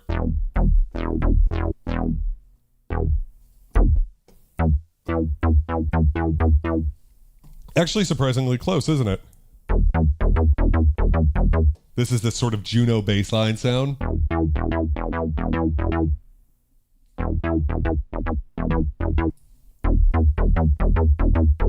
Definitely more low end. So that's what's so interesting about the Juno-6 is it can, even though it's so bright, it can also be deeper.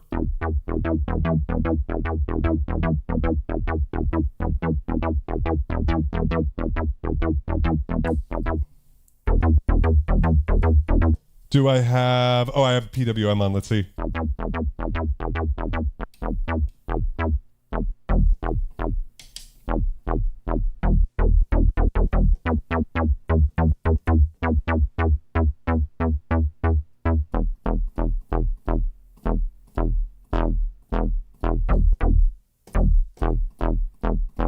Much more mid-rangey, much less...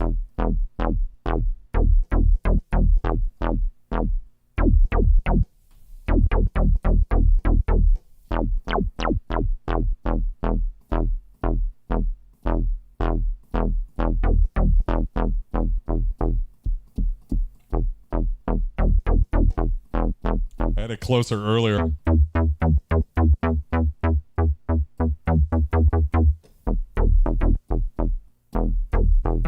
There we go.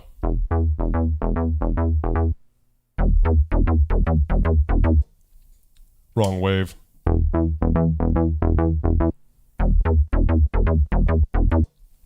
So, I mean, in my opinion, there's really no comparison there between the Juno-6 and the Polysix.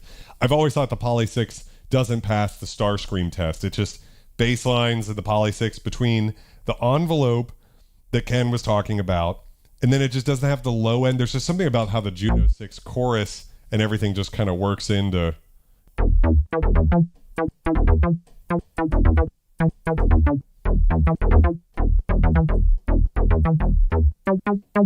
just sounds perfect right off the gate. Whereas over here,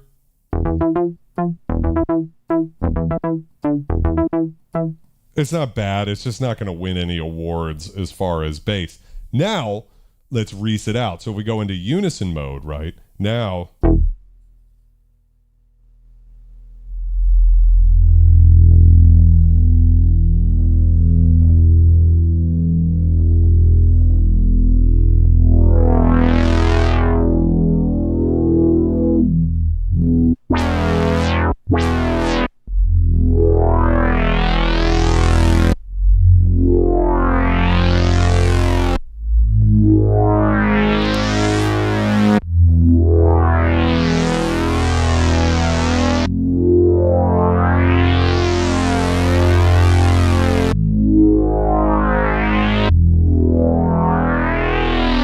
So that's firing all 6 voices at once versus...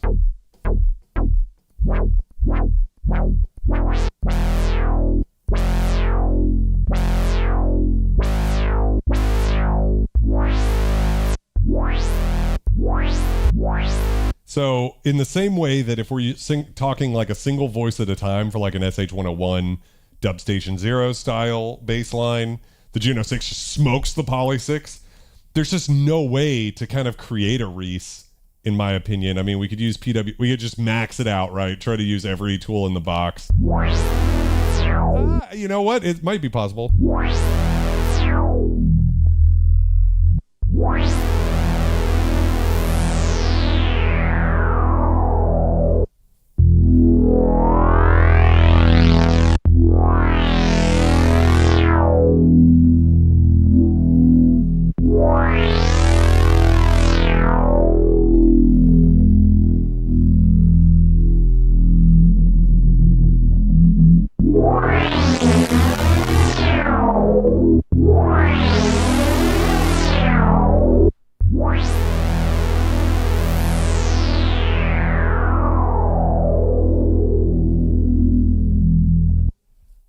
I appreciate you always pimping me out, Carl. So it's really interesting, isn't it?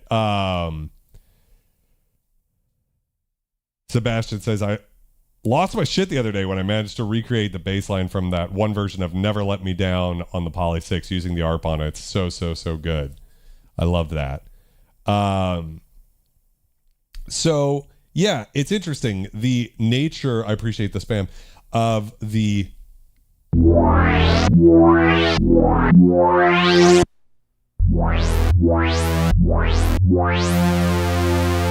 mean, the Juno-6 has a little bit more of that System 8 Super Saw sound to it, doesn't it?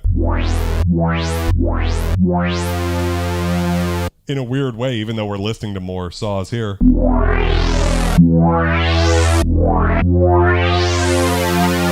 I mean, it's so good on the Polysix, isn't it?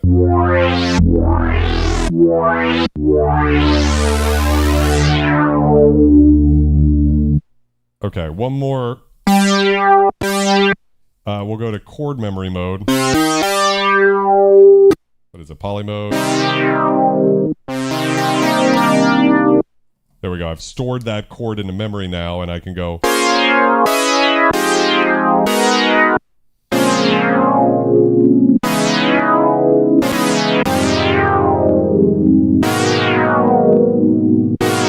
Shoutouts if you know that chord progression, what I'm playing.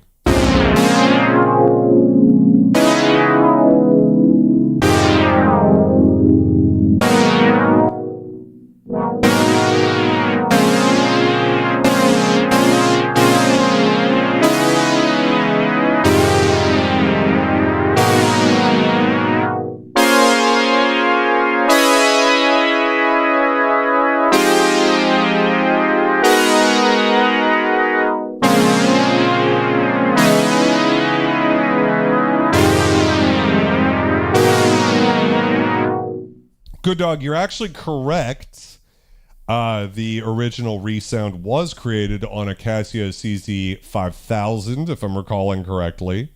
But that went on to sort of be used to describe any sort of big and dark chorusy bass line sound. So that's the way I'm using the word. But I do know, so for some people, you know, they want to be more specific about it. I think if you want to be more specific about it, you can use the track name. It was Kevin Saunderson, right, was the creator, I believe. So it's interesting. Econ, how's it going? The CZ is like an FM sounding, but also very, in a weird way, it's kind of virtual analog-y too, with like the way that the resonance or the way they emulate resonance with phase distortion is somewhat that way. Can I get a cheers in the chat? This has been a fun one. And unfortunately for myself, I would say, cheers, guys. I don't know that I've answered the question for me, which of the two I should keep. I was really hoping, I think, that the Polysix would just give me everything I wanted, you know, from this synth.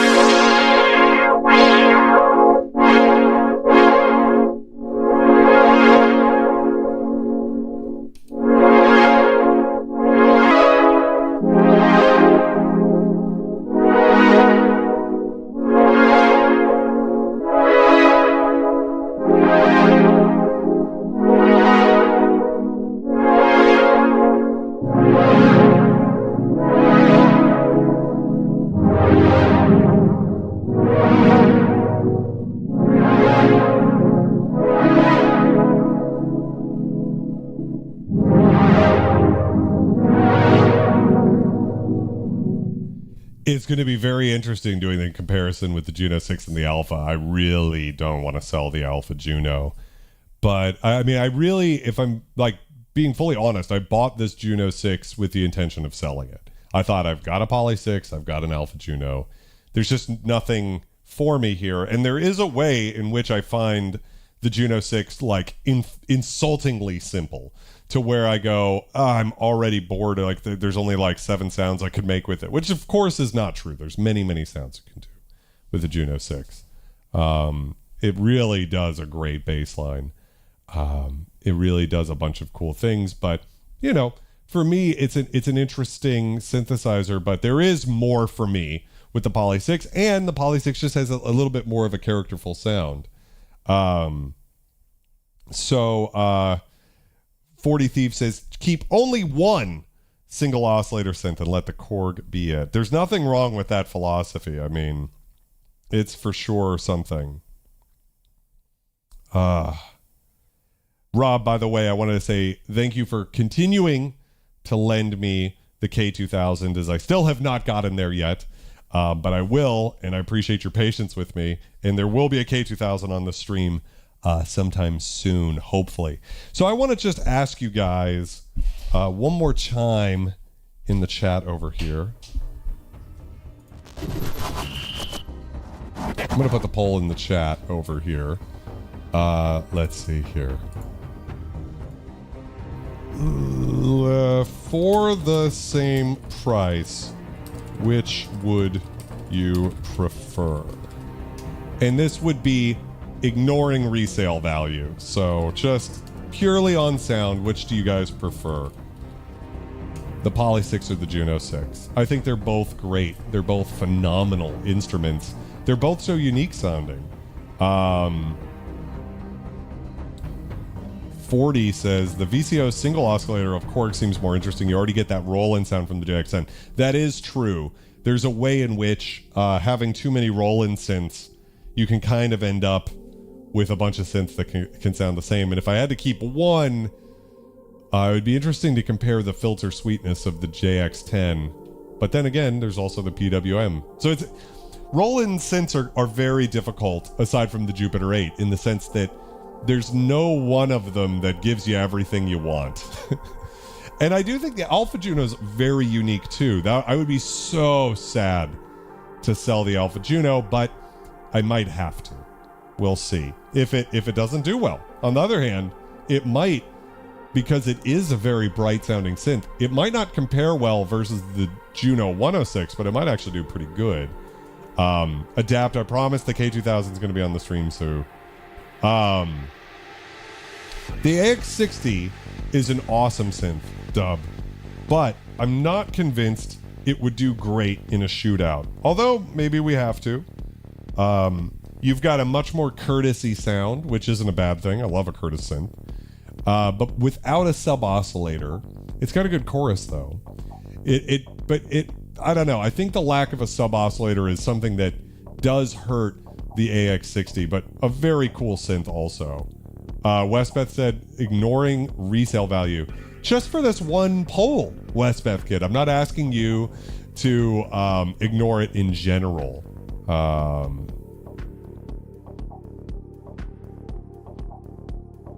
40 says, if I knew the Korg would stay stable, not need a bunch of maintenance.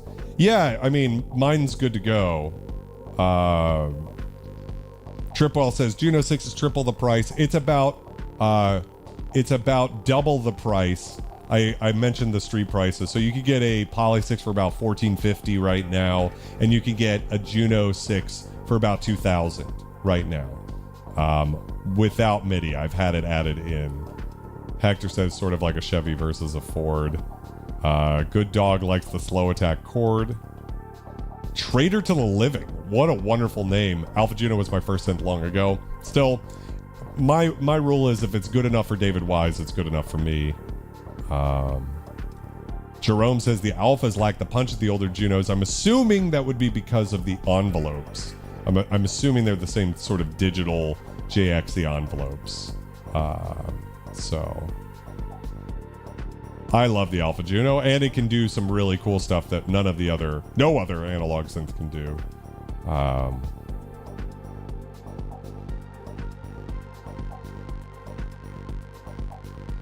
40 likes his Alpha Juno for that classic breezy synthwave sound the Jupiter 6 doesn't. I would never get rid of the Jupiter 6, but it's a savage. I don't know if you can change your vote or not. Let's see. I'm going to end the chat now. And 67%, so 2/3 of you guys said Polysix over the Juno 6. I'm very proud of that. I feel like, in some sense, this community really bands together for underdog, lesser appreciated, more characterful. You know, we prefer a more unique je ne sais quoi to a synthesizer, as opposed to many other YouTubers' channels, I won't name names, who probably everybody would just vote Juno 6 sort of instinctively, right? They'd just be like, oh, it's the fucking famous one, right? But not here. Not on this channel. In this channel, we prefer something that's got more interest, more character. I will say, though, I did not know what I was... If anybody doesn't know this, I don't go into these streams having preformed opinions, or I do my best not to shoot the synths out in any way beforehand. I just try to get the levels right, and then we'll go from there. And I have to say, I think the Juno 6, in some ways, could sound just as lush, if not lusher than the Polysix.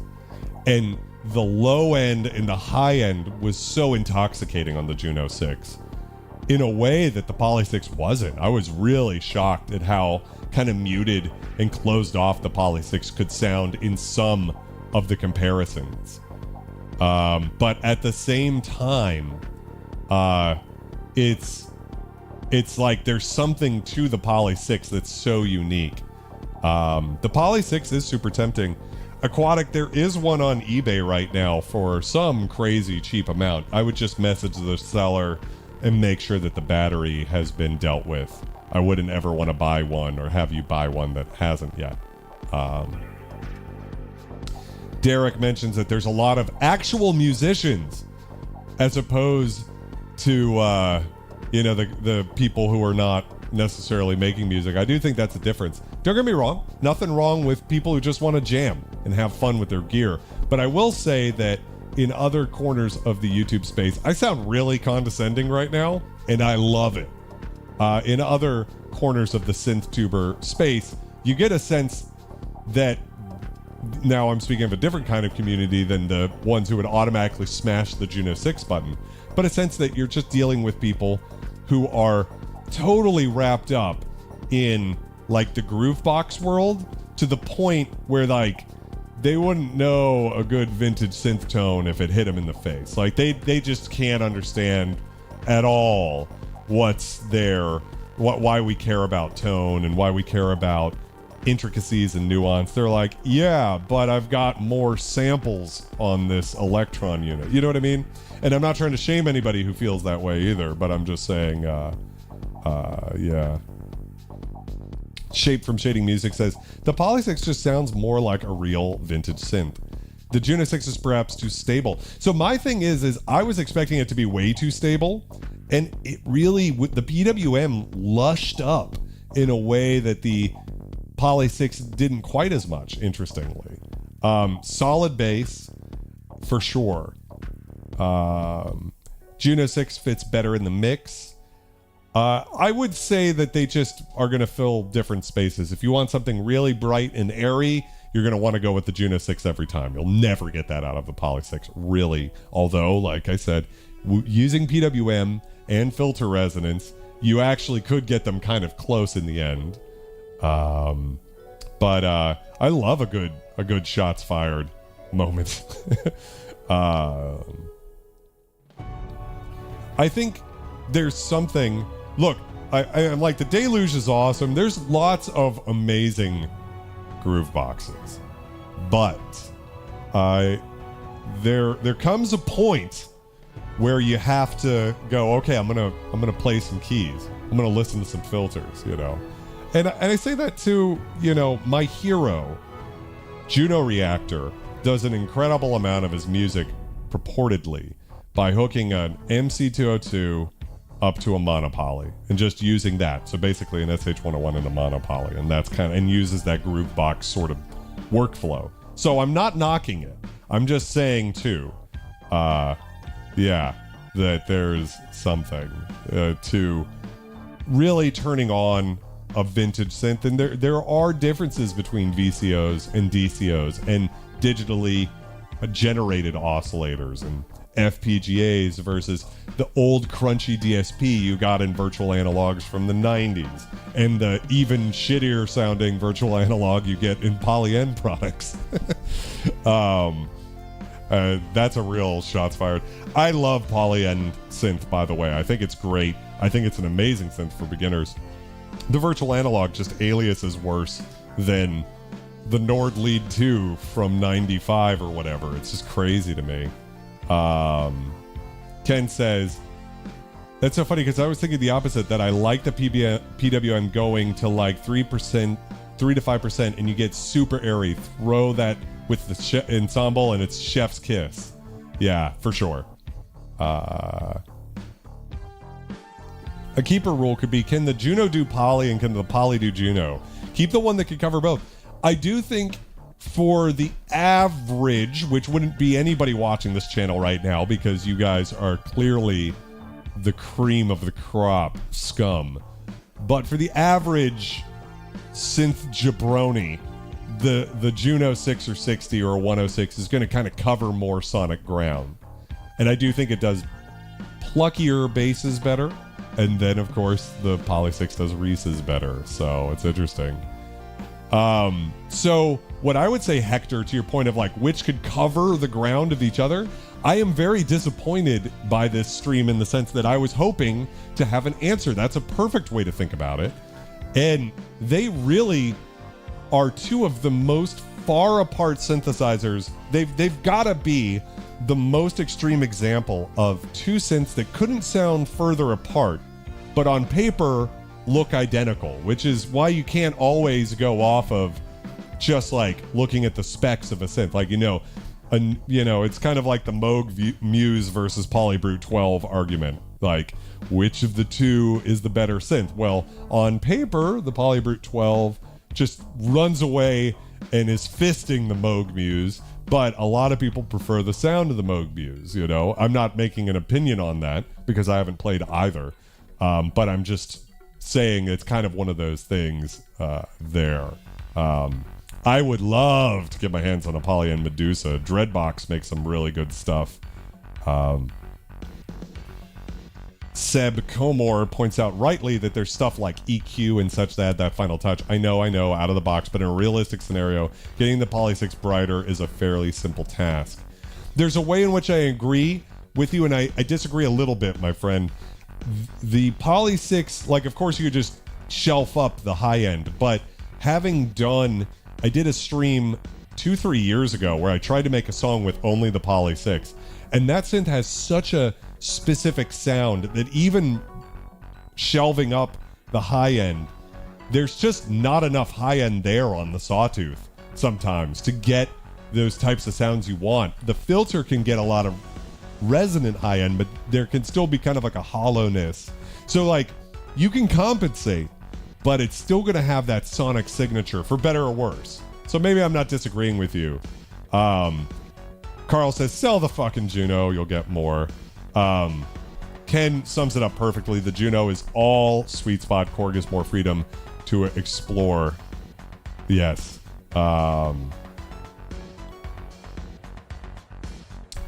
It's one of those things.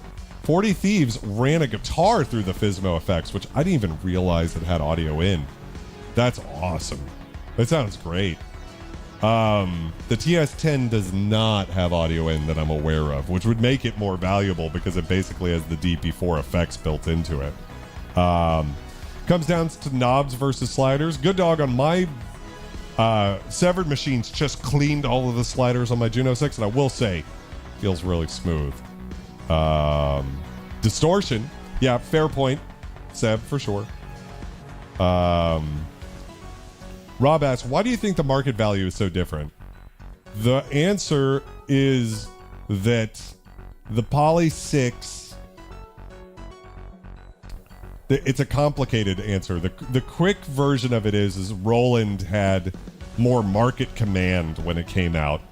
They had the Jupiter 8, and then the Juno-106 went on to be the most famous vintage synthesizer of all time. It's the most popularly traded vintage synthesizer on Reverb, right?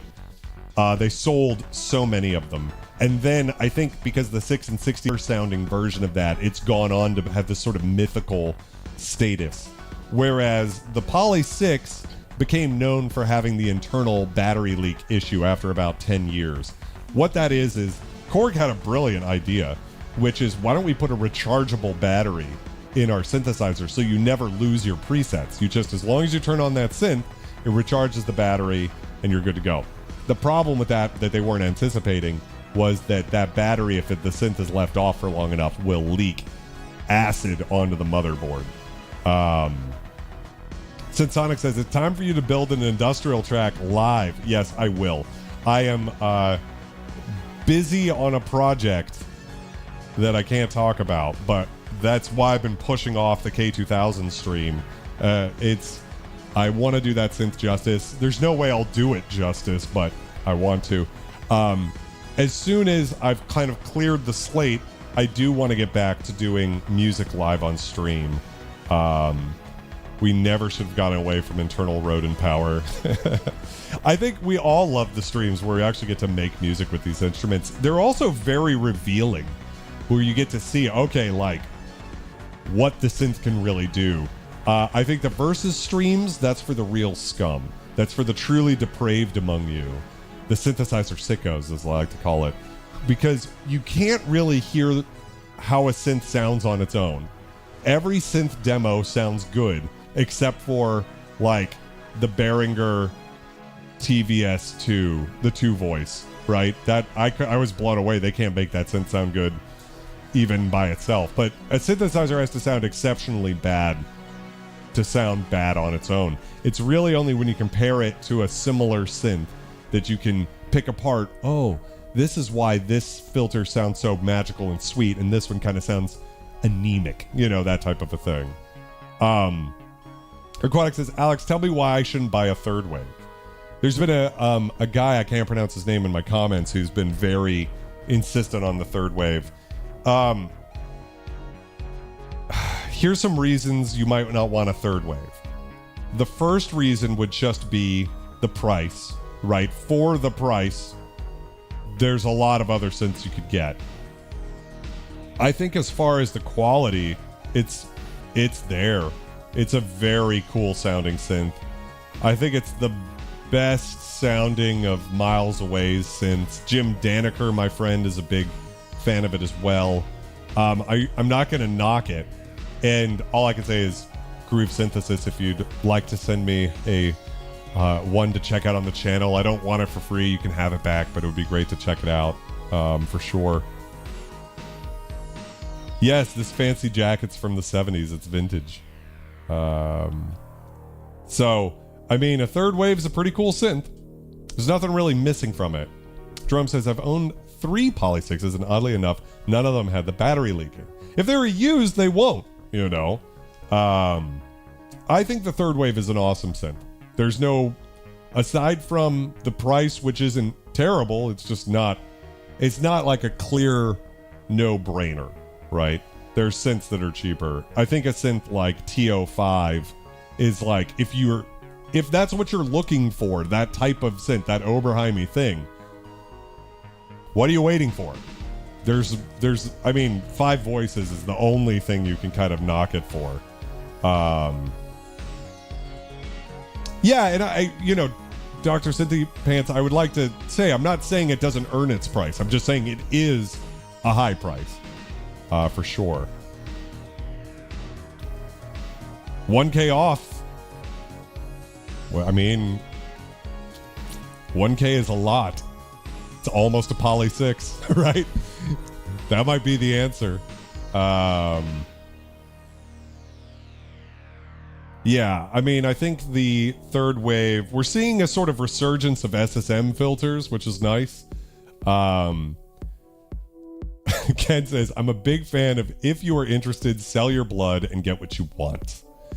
My rule that I always live by and encourage others to is, if you want to buy a synthesizer, what's the cost of that 24 voice desktop you're looking at, Aquatic? My SX240 had the booty hole leak. I mean, the battery leak. Yes.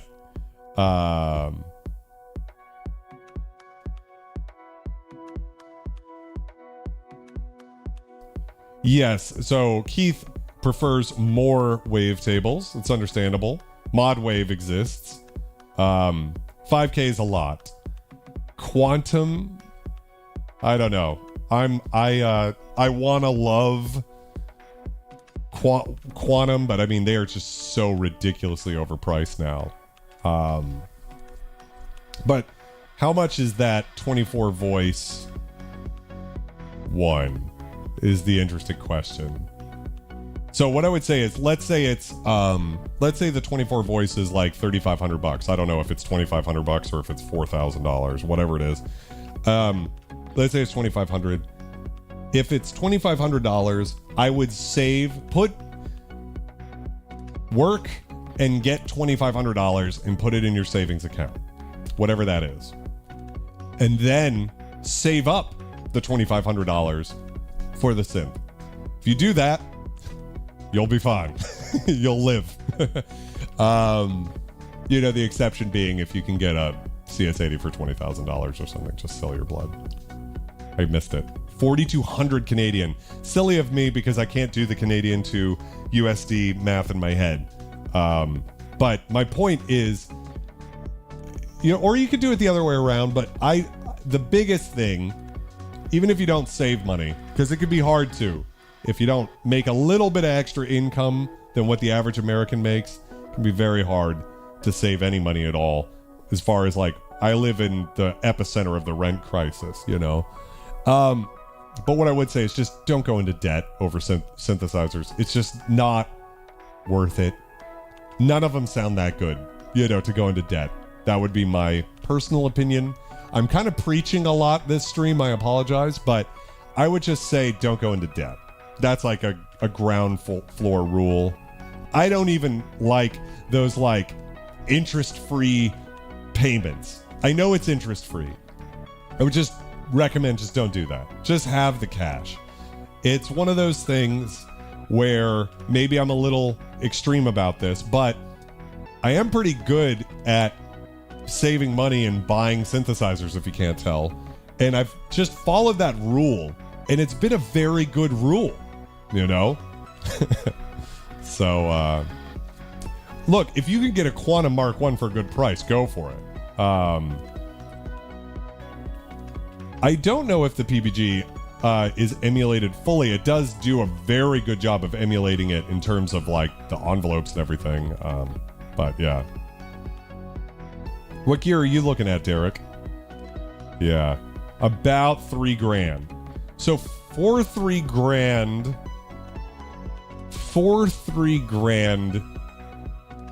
there is the Novation Summit, right? There's some stuff, you know. Yeah, and I'm not talking to you specifically about, you know, I'm just saying in general, if anybody's watching this channel,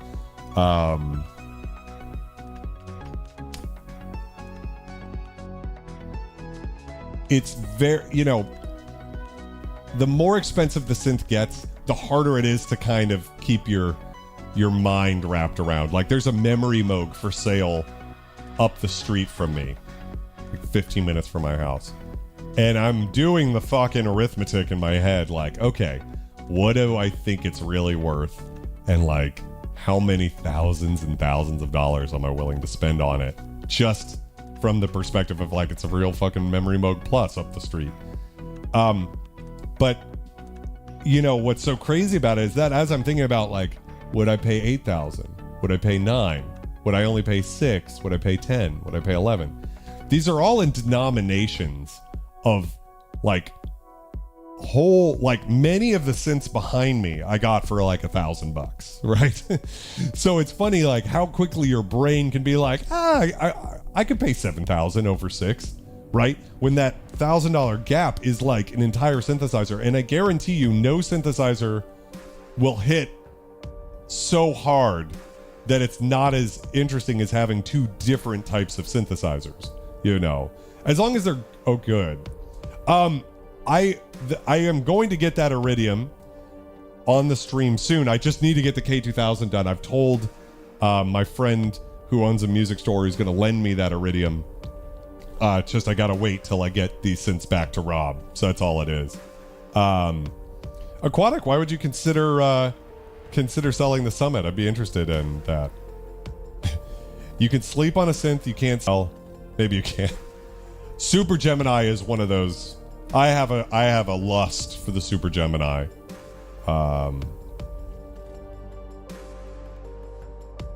There are so many amazing synthesizers in that vintage synth of 2025 video. 65, I want to say, synths under $2,000, right?